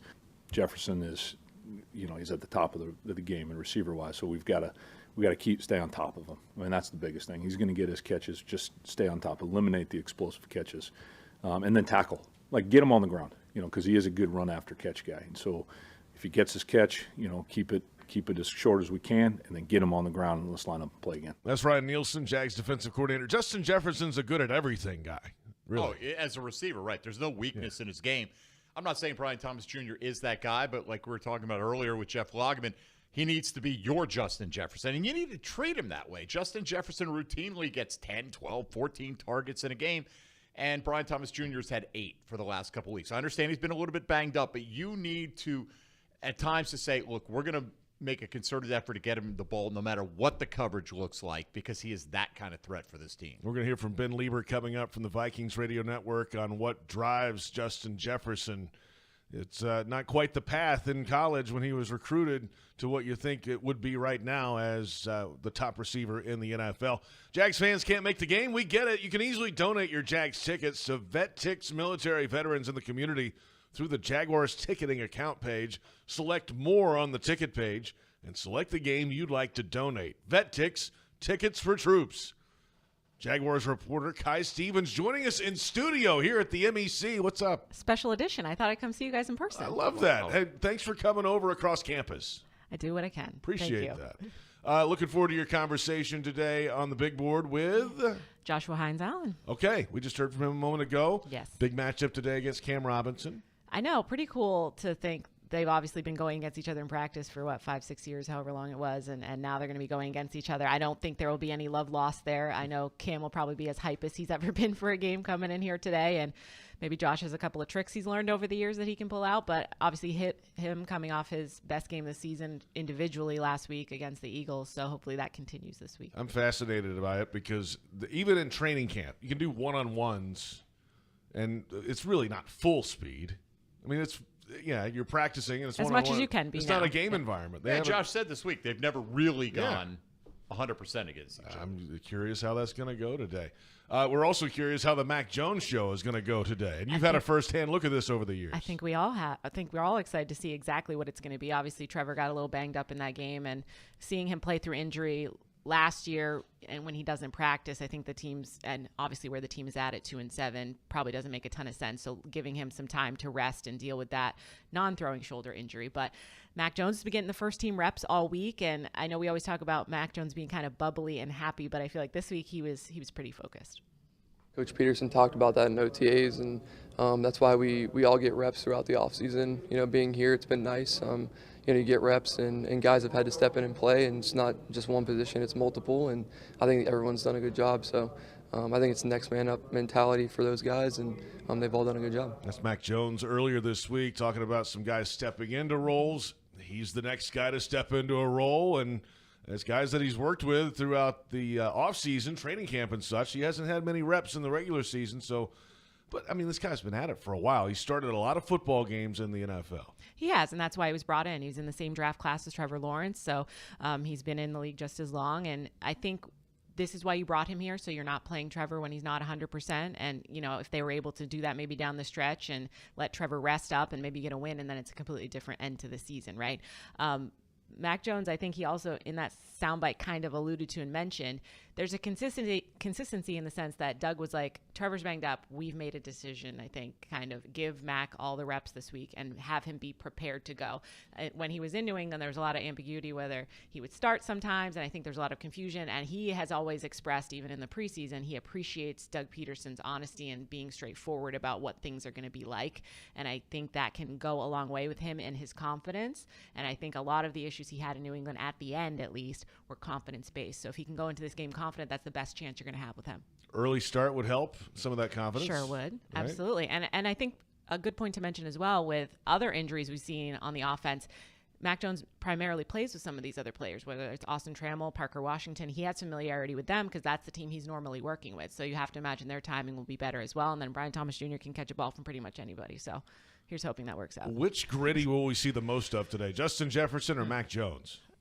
I mean, we're going to see some. I know. I don't know who it will be from. I'm sure Justin Jefferson will have at least one. So, I don't know. I'm just hoping for a competitive game. I would take that at this point. And just just some consistency on the defensive side of the football would be nice as well. Kai Stevens with us. Hey, and Mike, we all saw this in training camp, obviously. I mean, when Mac Jones was out there, he just felt it was a change of environment for him. And he had energy on the practice field in training camp and looked like he was having fun playing football. And maybe that went away in New England at the very end with the issues we were talking about. And, okay, does that translate now? I don't know, but seemed like he was a little relieved to have a different environment. Well, I hope he can play that way, like mentally free today, right? And because it'll be good for the Jaguars if he does. He just can't look at this like, oh, my gosh, this is my opportunity to show the whole league. And it is in part, and maybe next week and maybe more games beyond that. But to do that, you've got to play mentally loose, I think. And I think it's an easy question. I think Mac dances a lot more than Justin Jefferson today, because Mac Jones will probably be dancing after a first down in the first quarter, right? Like, he is just really, fired up to be out there and play football and do it in front of his hometown fans. It's a great opportunity for him to advance his career. All right, Kai, what else can we expect today at the bank? It's salute to service today, so that's always a cool day. We'll have a lot of veterans on hand and some special ceremonies, I think, at halftime as well, so I'm excited to see that. Should be fun. Always is. Have a great day today, Kai. Thanks, guys. Kai Nice Stevens joining us in studio. We're closing in on inactives time, about 15 minutes away. Up next, though, Ben Lieber of the Vikings Radio Network gives us an idea of why now is the time for Sam Darnold to find success. The Vikings and the Jaguars coming up at 1 o'clock. This is the Publix Tailgate Show on Jaguars Radio. It's game time, Jaguars fans, and Publix knows that football is all about pairings. A high-scoring offense paired with a stingy defense. A rocket-armed QB paired with a dynamic wide receiver. And at Publix, you can pair hot deli chicken tenders with savory dips, delicious sub platters with ice-cold beverages, and you can pair these tailgate essentials with an entire parking lot full of Jaguars fans chanting, Duval! Gear up for your tailgate at Publix, the official supermarket of the Jacksonville Jaguars. Champions are built from the support and encouragement they get from the team around them. No one knows that better than Jacksonville Jaguars wide receiver Brian Thomas Jr. As one of the nation's largest pediatric health systems, Nemours Children's Health gives hope to future champions every day to go well beyond their limits. Together, we can redefine children's health. We are Nemours Children's Health. You've been putting back a few, and a few becomes a few too many. For a moment, you think of calling for a ride, but nah, you live nearby. What's the worst that could happen? You get pulled over, your insurance goes up, you lose your license, you total your car, you kill someone. The results of driving drunk are tragic. That's why law enforcement is out there looking for impaired drivers to save lives. So if you think you're okay to drive after a few drinks, think again. Drive sober or get pulled over. Paid for by FDOT. The kick is up. It's good! Score winning sub deals this Jaguar season at Firehouse Subs. Receive 50% off on any sub when the Jaguars kick a field goal of 40 yards or more. It's a bold deal for the bold city. Download the Firehouse Subs app for offer details. Redeemable only at participating Jacksonville and Orlando area restaurants. Only available in the Firehouse Subs app. Want to cruise down an open road in high-performance style? Visit jackscorvettegiveaway.com for a chance to win the ride of your dreams. A brand new 2024 Corvette Stingray Coupe. With its sleek design and cutting-edge technology, this vehicle is built for speed and luxury. So what are you waiting for? Enter to win at jackscorvettegiveaway.com today. No purchase necessary. Open only to legal residents of the states of Georgia and Florida. 18 years of age and older. Some restrictions apply. Void where prohibited. Ends 11/15/24. For entry information and official rules, visit gotoeventlink.com/rules. Headquartered in Jacksonville, Florida, CSI Companies partners with leading healthcare and technology organizations nationwide to deliver workforce solutions. CSI prides itself on building meaningful relationships and provides personalized operations to fuel the success of businesses, both big and small. Whether it's finding the right talent for a job or seamlessly managing a project from start to finish, CSI has 3 decades of experience in getting the job done. This is your workforce solutions reimagined. Visit CSICompanies.com.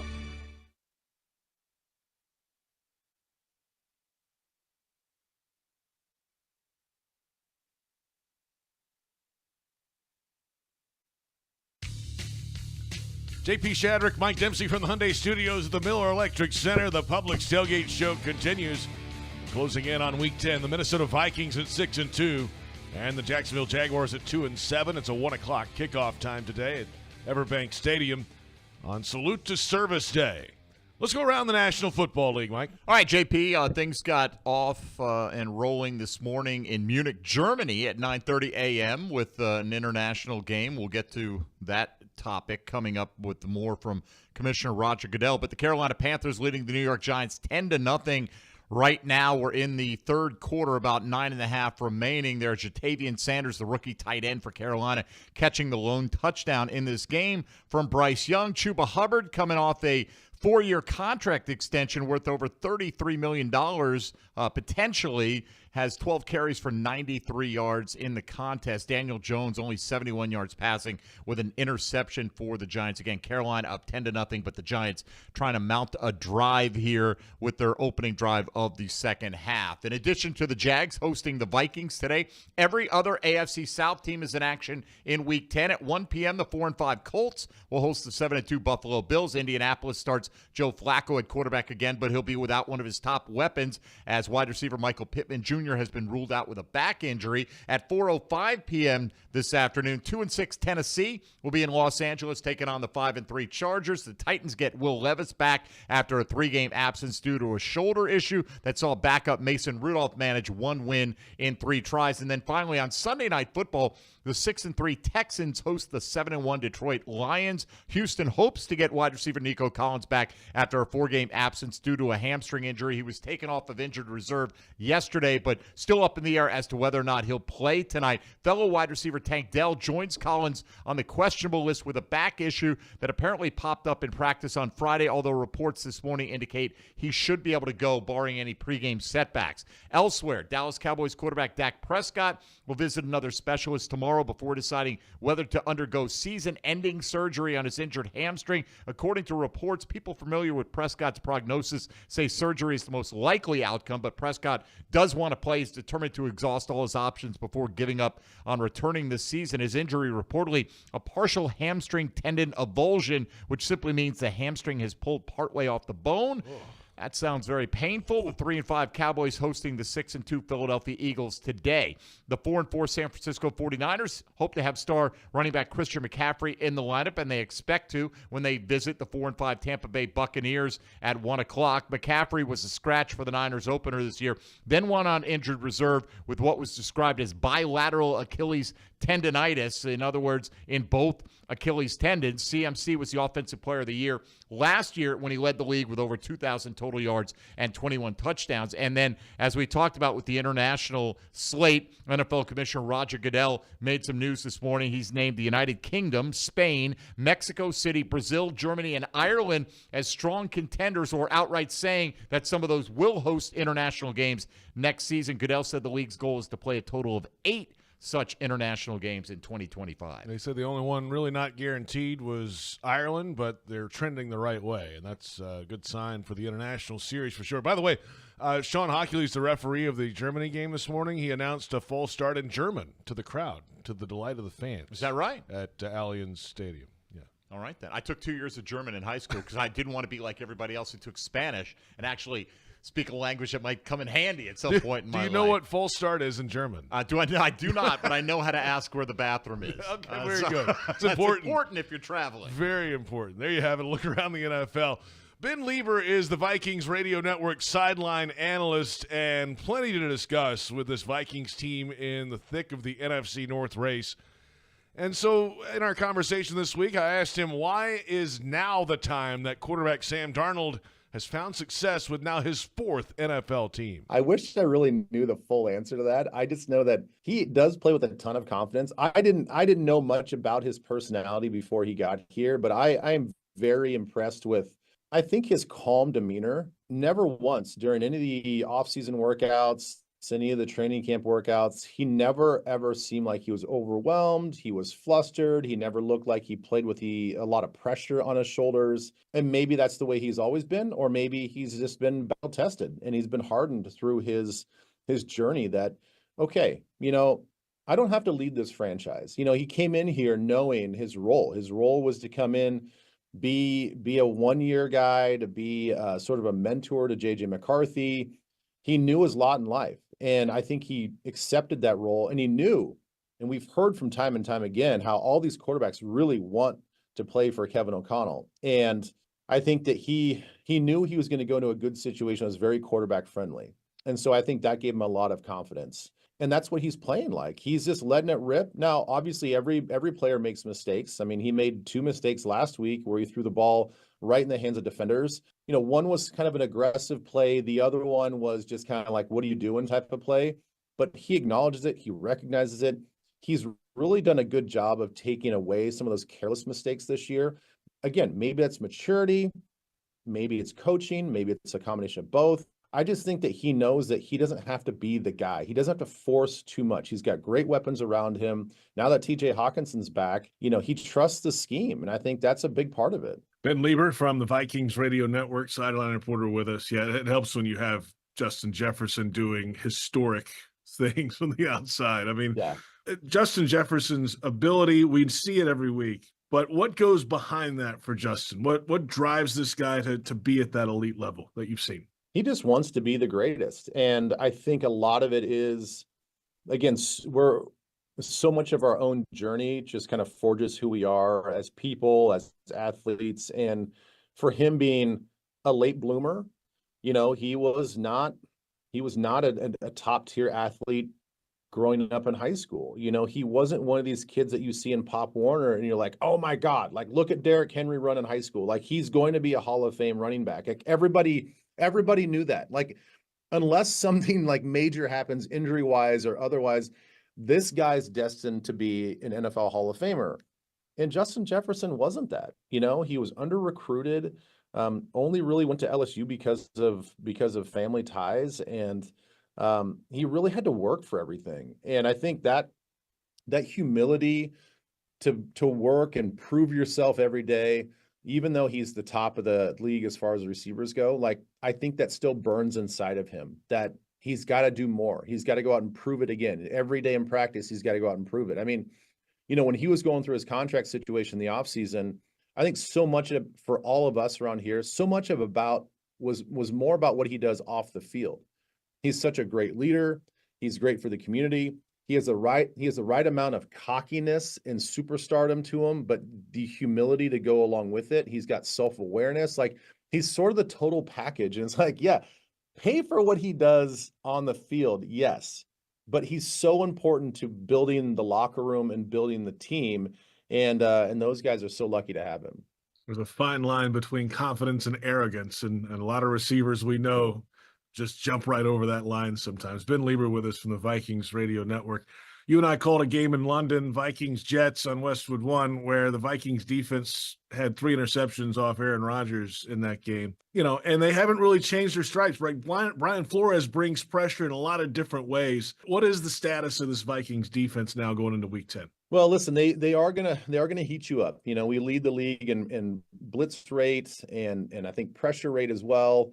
But that doesn't come without some weaknesses. You know, when we give up 5-6 rushers sometimes, that only leaves a few guys in the back end of this defense. I mean, there was times in the Los Angeles Rams game where, you know, I saw only 5 guys in coverage and they're not even playing a straight up man. They're playing a zone with 3 over the top and 2 underneath. And it's like, all right, guys, if you're going to leave these 2 underneath guys to cover all this ground, somebody better get home and get to the quarterback. And that didn't happen. And so if you're well coached up and you understand where the blitzes are coming from and you use your 6 blockers against our 6 rushers, well, you're going to throw the ball on us. And I think Brian Flores is okay with that. It very much is a bend but don't break. It's, you typically see that in a true cover 2 scheme, but because he uses so many guys in the rush, he knows that you're going to get your yards. But he also knows, all right, when you get into that red zone, guess what? Everything is going to get compressed, and that helps our defense out in our secondary. So we do a really good job of just keeping points off the board, but you can throw the ball on us. I think the biggest thing for us the last couple of years with Brian Flores is our run defense. Our run defense has gotten so much better. Harrison Phillips, Jonathan Bullard, all these guys, these big beef eaters up front, they do a really good job of not getting pushed back off of double teams, allows, Cashman when he's in there to fly around, allows Ivan Pace. He's such a downhill player, allows those guys to get clean reads and get down into those A and B gaps and make plays. And so we do a really good job of contacting ball carriers behind the line of scrimmage. And that, as you know, JP, is the number one thing. Stop the run, make it frustrating, make the team one-dimensional, and then we heat them up on the blitzes. So that's why we've been so disruptive. That's Ben Lieber of the Vikings Radio Network. The full conversation available on the official Jaguars Podcast Network and Jaguars YouTube.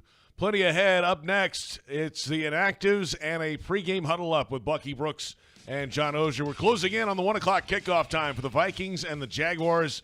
This is the Publix Tailgate Show on Jaguars Radio. It's game time, Jaguars fans, and Publix knows that football is all about pairings. A high-scoring offense paired with a stingy defense. A rocket-armed QB paired with a dynamic wide receiver. And at Publix, you can pair hot deli chicken tenders with savory dips, delicious sub platters with ice-cold beverages, and you can pair these tailgate essentials with an entire parking lot full of Jaguars fans chanting, Duval! Gear up for your tailgate at Publix, the official supermarket of the Jacksonville Jaguars. The Jaguars bring performance, strength, and passion to every play. And you'll find the same when you bank with EverBank. Open an EverBank Performance Savings account and score serious savings. See what you could earn at everbank.com/Jaguars. EverBank, advantage you. Member FDIC and the official bank of the Jacksonville Jaguars. Frank Frangie here. When you want barbecue in Jacksonville, you want Bono's Pit Barbecue. You can find Bono's locations all around town and on game day at EverBank Stadium because Bono's is the official barbecue of the Jacksonville Jaguars. Over 70 years of authentic Southern Pit Barbecue. We are the local barbecue joint in BBQval for generations of people in Jacksonville. Go to bonosbarbecue.com to learn more or call 904-880-8310 today. And remember, if you don't see a pit, it ain't legit. Football is back. Celebrate with a gay Duval meal deal. Score 2 roller grill favorites and a 20-ounce Coca-Cola soft drink for just $4.50. That means you can choose any 2 to pair with your Coke. 2 hot dogs, 2 tornadoes, 2 roller bites, or mix and match. Whether you're stopping for a quick snack or tailgating with friends, this is a victory for every Jags fan. Deal happening now through January 2nd, 2025. Stop by to purchase in store. Tackle your marketing needs with Kessler Creative. Providing direct mail services for more than a decade, Kessler has a wide range of services from small mailers to large banners and signs. Draft Kessler as your first pick to receive the best targeted mail list. Elevate your business and be on the winning team with Kessler Creative. Kessler Creative, results-driven marketing and proud partner of your Jacksonville Jaguars. Feeling hungry, Jaguars fans? Fuel your Duval energy with a delicious Stallmeyer all-beef hot dog on game day as you support your Jacksonville Jaguars. Whether you're at the game or at home, it's not game day without a Stallmeyer all-beef hot dog. Made in Florida, Stallmeyer all-beef hot dogs will fuel your energy to help bring on a victory for the Jacksonville Jaguars. Stallmeyer all-beef hot dogs are available at your local Publix supermarkets. Don't feel hungry, Jaguars fans. Fuel your energy with the official hot dog of the Jacksonville Jaguars. Stallmeyer.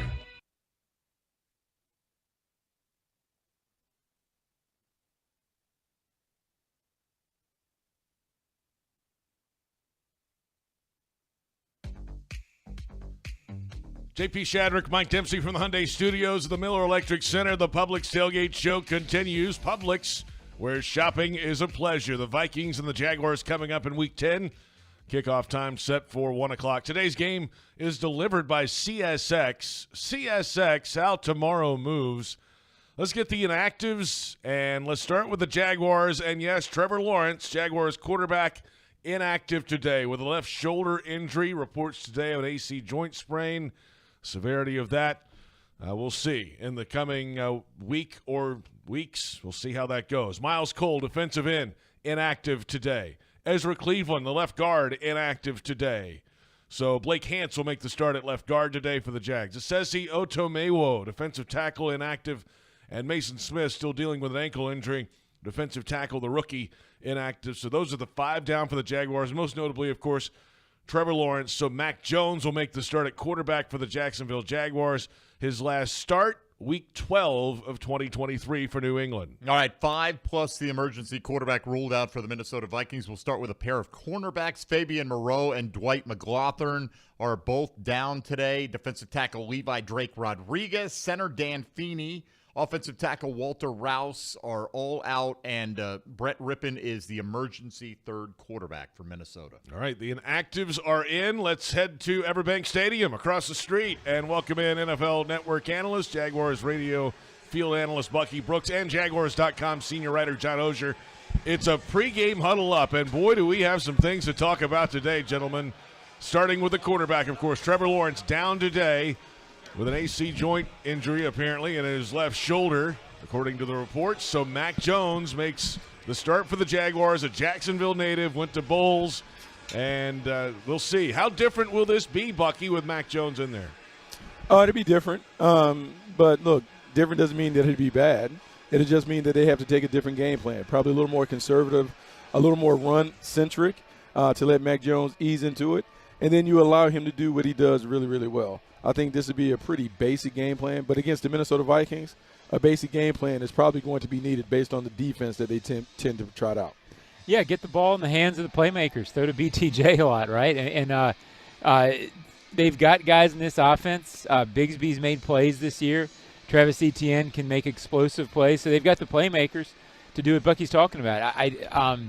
It's going to be fascinating to see how the offense looks. Do they get life from Mac Jones? Oftentimes when you have a quarterback in that first start, you don't want the backup necessarily for 6 games, but for a couple of games, because it looks so different than it's looked on tape, you can get an advantage because the defense doesn't know what's coming.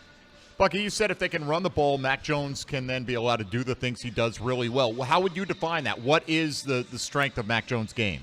Well, I think Mac Jones does a really good job of identifying where the ball should go and putting the ball in a perfect spot. If we go back and talk about preseason, and preseason isn't necessarily regular season, Mac Jones did a really good job of play action, a ball control offense that operated between 5 to 15 yards, allowing playmakers to catch the ball and do what they do after the catch. I think for the Jags, that's really how this offense was built. Ball control, even though you're throwing it more than you're running it, is that. But the running game today is critical because you want to stay out of these long yardage situations where Brian Flores can throw all the junk and garbage at you when it comes to pre-snap disguises and those things. So for Mac, it's running the ball, being on time, being on schedule, and trying to keep this team ahead of the chains. Yeah, I'll go sort of another direction. With Mac, what a cool story. Guys, except for the very, very small detail of not being able to play quarterback, I'm Mac Jones. Grew up in Jacksonville. Private school kid. He gets to come play in front of his hometown. That's got to be really cool. And if I had just had that athletic ability, JP, what would have been? I would contend that you're more like Mac Jones, the athlete, but you sitting here saying that you're basically an older version of Mac Jones. That might be the quote of the day. Well, the Episcopal kid, he went to Bowls. We sort of grew up. I can identify with Mac, except that I have zero idea what it is to even be a remote athlete. Bucky, I've seen photos of the Episcopal basketball team back in the day with John and those short shorts he used to wear. Oh, man. Wow. I wore the short shorts. Yeah, certainly did. That's John Oehser. Had a devastating outside J, too. Did you really? No. I doubt that. I thought I did. Yeah, right. All right, so let's continue now with this. That's obviously the storyline on offense today. Now on the other side of things, the Jaguars' defense has struggled in pass all season long. This is not the week to struggle in pass defense against this group with these receivers, especially Justin Jefferson out there. So, Bucky, what do you do? What's your strategy against Jefferson today to at least slow him down? Well, if I listen to Doug Peterson in his press conference this week, he kind of tipped his hand a little bit saying, are you going to travel Tyson Campbell? And it was kind of like, no. So I'd anticipate Tyson Campbell, if they do try and match up, Tyson will take on the second receiver, maybe Jordan Addison, and then you double team Justin Jefferson wherever he is and try and limit his explosiveness and his impact on the game. The problem with that, to do that, you got to be able to stop the run with just your front. And the Jaguars have been inconsistent stopping the run. So if you're not able to contain Aaron Jones, all that goes out the window, and Justin Jefferson could have a huge day through the air because you can't contain the ground without having the other safety involved in the game. Yeah, it's a tough matchup. The last few games have been tough matchups for the Jags for exactly the reasons Bucky said. This team can run, the Vikings, and the Jaguars have been consistently weak at getting off the field in that situation. They played better against the Eagles against the run than I expected. But, how do you stop the pass? With this team, it's kind of a mystery, the Jags, meaning they'll play defense really well for a while, and then when it's 3rd and 12, give up a big play. So it's not like there's anything specific. It's just in those moments making a play. And now we're going back to what I've been talking about all season. In big moments, this team doesn't get off the field, doesn't make big plays on offense. So, how do you stop specifically? More concentration, more, I guess playing big in those moments against one of the best receivers in the NFL. And maybe a quick pass rush would help as well. And these Jaguars edge rushers should be well-versed to the game of Cam Robinson. So let's presume it's Josh Hines-Allen lining up across from him most times today. Who's got the edge? Well, they know each other. They should know each other from all these practice battles, one-on-one, talking about the game and this thing. But I'm going to say this. Cam Robinson is going to be the best version of himself. The best version that we've ever seen, that's the version that you're going to get. It's going to be a very personal game for him. It's going to be very emotional because no matter how it came down and what really transpired, the player always feels like he was wronged by the team. And if you saw him play last week for the Vikings, he's already playing up to the standard in terms of the effort, the energy, and those things. So this is going to be a tough one for Josh Hines-Allen and Trayvon Walker. They're going to have to up the ante and pull out a trick that he may not have seen during his time in Jacksonville. Yeah, they won't have the Cam chip today, and Cam will. And Cam's sort of fun to watch when he's fired up. He's more fun if he's playing for your team. But I kind of wonder, guys, JP, again, I told you this week, Cam maybe as well as anybody. You've gotten to know him over the years. Yeah. He may just sort of do some pushing and shoving because it's fun to do that if you're Cam. Yeah, right? Just to mix it up a little bit. Yeah, I don't think he dislikes the players. No, all the players this week, they love him. Like Cam's a popular guy in the locker room, a leader. But you got to figure there'll be a little bit of that just because Cam's Cam. 100% of that. And let's not underestimate going from a losing team to a winning team who has legitimate Super Bowl aspirations. Sometimes it's fun to join the bully. He's now with the bully. So you will see some extra stuff. I promise you'll see some pushing and shoving because he is going to be kind of riled up and ready to go. Yeah, if anybody will rattle somebody's cage on the other team, it's Cam Robinson. He's not scared to grab a face mask and do a little something to As I said this week, that's the fun of it, right? It's the NFL. It's fun. Yeah. We'll see how fun it really is as this game goes along. All right, guys, have a great day today, and we'll talk to you a little bit later. Thanks, Appreciate guys. it. Guys, thank you. Bucky Brooks, John Oehser joining us from the bank. The weekly Huddle Up with Bucky Brooks show Wednesdays at 4 on Jaguars.com and the Jaguars YouTube channel. We're closing in on Jaguars Radio Network coverage inside 20 minutes away.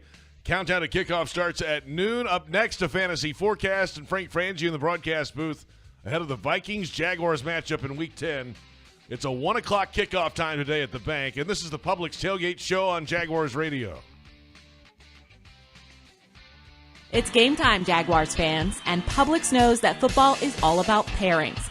A high-scoring offense paired with a stingy defense. A rocket-armed QB paired with a dynamic wide receiver. And at Publix, you can pair hot deli chicken tenders with savory dips, delicious sub-platters with ice-cold beverages, and you can pair these tailgate essentials with an entire parking lot full of Jaguars fans chanting, Duval! Gear up for your tailgate at Publix, the official supermarket of the Jacksonville Jaguars. Want to cruise down an open road in high-performance style? Visit JacksCorvetteGiveaway.com for a chance to win the ride of your dreams. A brand new 2024 Corvette Stingray Coupe. With its sleek design and cutting-edge technology, this vehicle is built for speed and luxury. So what are you waiting for? Enter to win at JacksCorvetteGiveaway.com today. No purchase necessary. Open only to legal residents of the states of Georgia and Florida. 18 years of age and older. Some restrictions apply. Void where prohibited. Ends 11/15/24. For entry information and official rules, visit gotoeventlink.com/rules. Brooks Rehabilitation is proud to be the official rehabilitation partner of the Jacksonville Jaguars. We are here for them, and we are here for you. Ranked #1 physical rehabilitation hospital in Florida by U.S. News and World Report, our playbook is individualized treatment and exceptional care to get you back to living your life. Brooks has cutting-edge technology and therapy solutions in every care setting, treating sports injury, orthopedics, brain, spinal injuries, and more. Go beyond your expectations with Brooks Rehabilitation. If you are an experienced electrician looking for your next big opportunity, look no further than the Miller Electric Company, a trusted name in the industry for over 96 years. At Miller Electric, we tackle the biggest projects in the city, offering you the chance to showcase your skills on a grand scale. We believe in rewarding hard work with the best pay, top-notch benefits, and an unbeatable culture where people actually care about each other. Take your career to new heights with Miller Electric Company. Apply today at millercareers.com. Miller Electric, an equal opportunity employer. Navigating the current housing market and figuring out your best move when it comes to a mortgage isn't your full-time job, but it's one of the biggest decisions you'll ever make. That's where the experts at Jet Home Loans get into the game and coach you to your ultimate goal of getting not just the right loan, but the perfect loan for you, the home of your dreams. Jet Home Loans works with you all the way, from application to closing, making sure your game plan is perfect. Make the call to Jet Home Loans and let their team join your team to make your dreams take flight. Visit jethl.com. Touchdown at Jaguars away games when you fly nonstop from Jacksonville International Airport.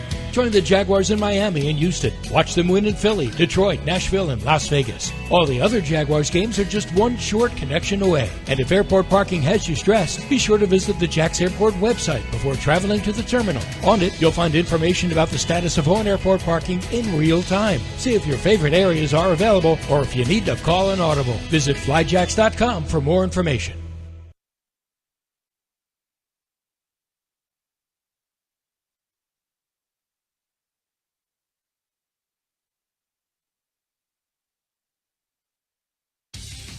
This is the Publix Tailgate Show. JP Shadrick with Mike Dempsey from the Hyundai Studios at the Miller Electric Center. The Minnesota Vikings 6-2. The Jacksonville Jaguars 2-7 at EverBank Stadium.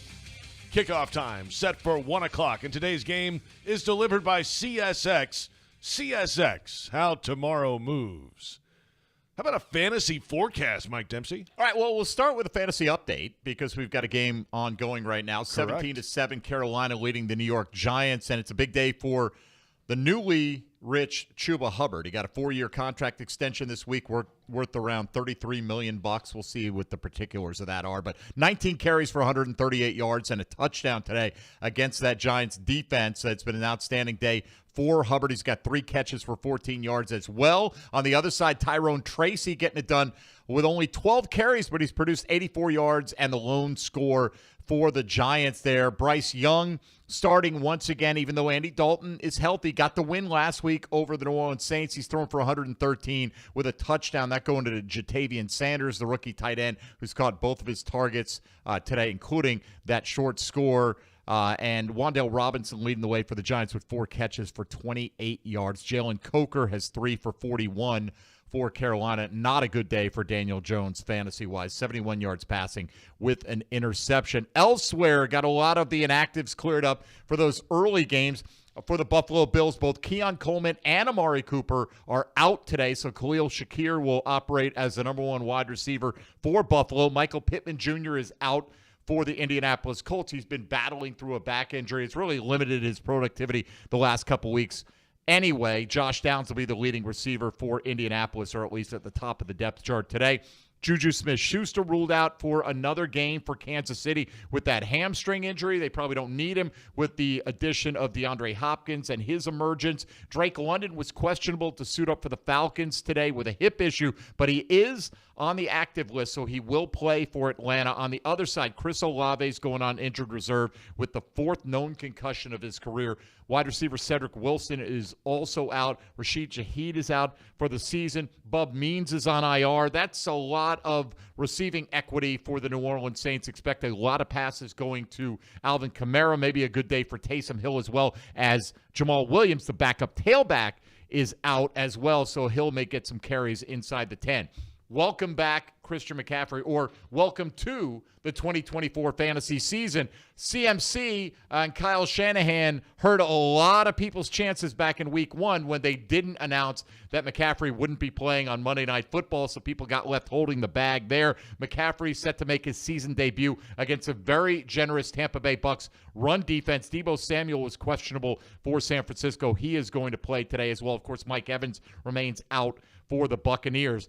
Pittsburgh at Washington, Brian Robinson Jr. is out for the Commanders, as is the right tackle, so they may have a little bit of difficulty running the ball against a good Pittsburgh defense. In the 4 o'clock window, Gus Edwards questionable to return for the L.A. Chargers, but he has lost that lead back role clearly to J.K. Dobbins. Dak Prescott expected to go on IR, although that's not official yet. So he will not be playing today. Cooper Rush is 5-1 all-time as a starter for the Cowboys. He will get the call against Philadelphia. Tyler Conklin, the Jets tight end, is questionable as they take on Arizona. Tonight, the Houston Texans 6-3, first place in the AFC South.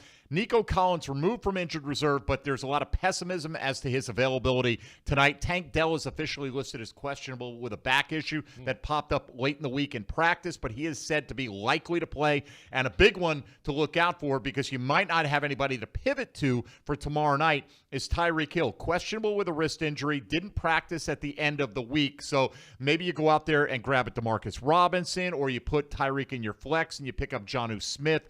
Somebody like that to have available. You don't want to get caught taking a 0 on Monday Night Football with your last chance for fantasy victory. You certainly do not. No, sir. Zeros are bad for business.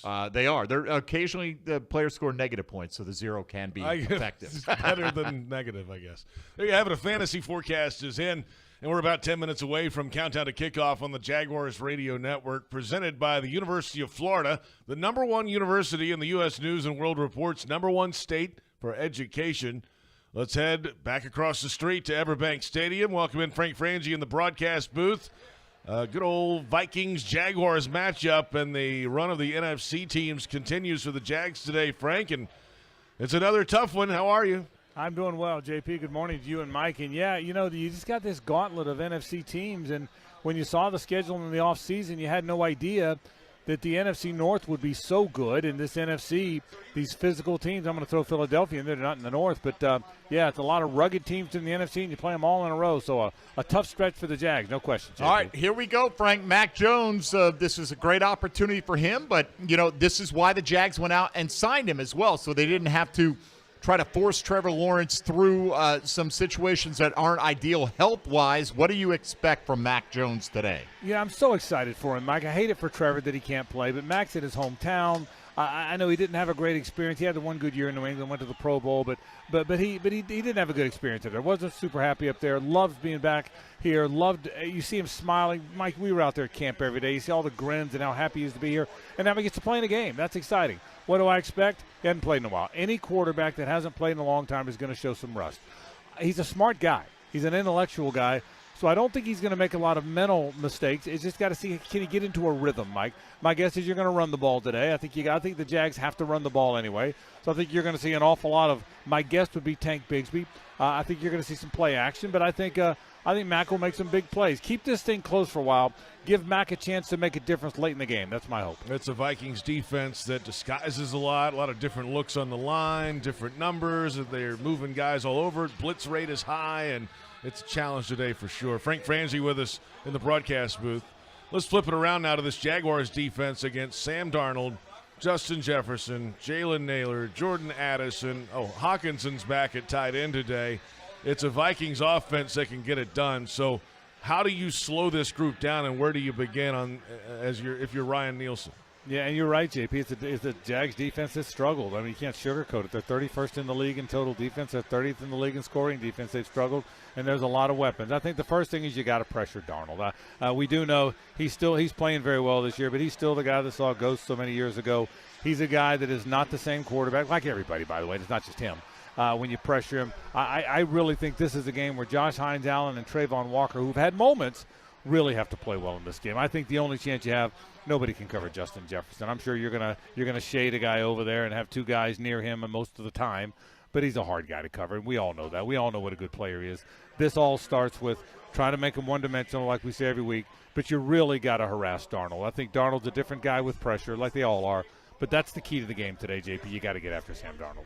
Well, Frank, we'd like our own guy to develop into a Justin Jefferson-like weapon, but he has got to get the looks to continue that development. Do you expect to see a concerted effort to get the ball to Brian Thomas Jr. more, not only today, but going forward this season? Without question, Mike. I heard you and Jeff talking about it earlier, and I think if there's one thing they're kicking themselves for a little bit is not targeting more the last couple of weeks. I know he's been banged up. But, yes, I would be very surprised if there's not an awful lot of Brian Thomas Jr. Look, Christian Kirk is down. Gabe Davis probably comes back today, but he's been nicked. We all know that. Parker Washington's a young player. Look, you got something special in this guy. I would be very surprised, and I agree with what you said it right, Mike. Not just today, but in the second half of the season, I'd be very, very surprised. What we're seeing now is despite what teams are doing covering these guys, these great receivers, you target them anyway. We saw that Jamar Chase had the ridiculous game the other night. Justin Jefferson continues to have those games, 10 targets a game or whatever it is. I think now, despite the fact that defenses are paying a lot of attention to these guys, you target them anyway. I'd be very, very surprised if there's not a whole lot of targets for number 7 today.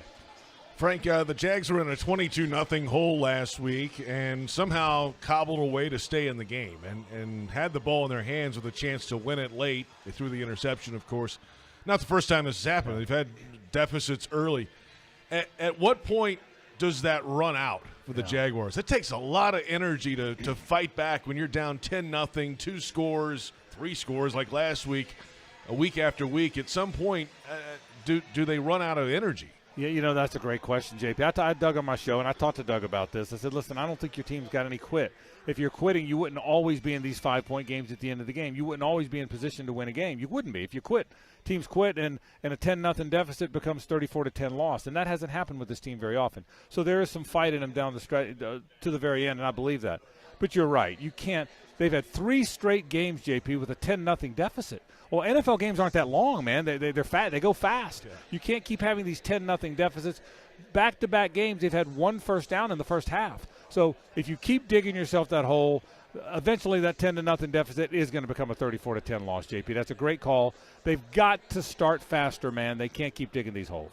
All right, Frank, have a great call today. Let's get a win against the Vikings. Appreciate it. All right, fellas. Thank you. Frank Frangie joining us from EverBank Stadium. Ahead of the Vikings-Jaguars matchup. Up next, Jaguars Radio Network coverage with Countdown to Kickoff. We'll have the top stories of the day. Fred Taylor's take on today's game. We'll hear from Josh Hines Allen, Jaguars defensive end. And the final word before kickoff with Jaguars head coach Doug Peterson. That's all coming up ahead of the Vikings-Jaguars in Week 10. Thanks for listening to the Publix Tailgate Show on Jaguars Radio.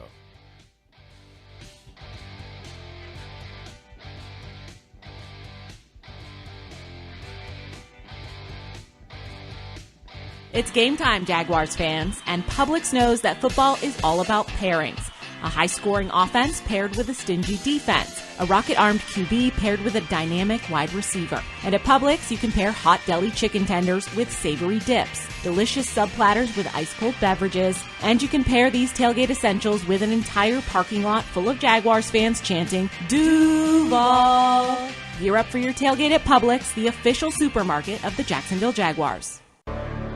Champions are built from the support and encouragement they get from the team around them. No one knows that better than Jacksonville Jaguars wide receiver Brian Thomas Jr. As one of the nation's largest pediatric health systems, Nemours Children's Health gives hope to future champions every day to go well beyond their limits. Together, we can redefine children's health. We are Nemours Children's Health. The creamiest, dreamiest, soft ice cream you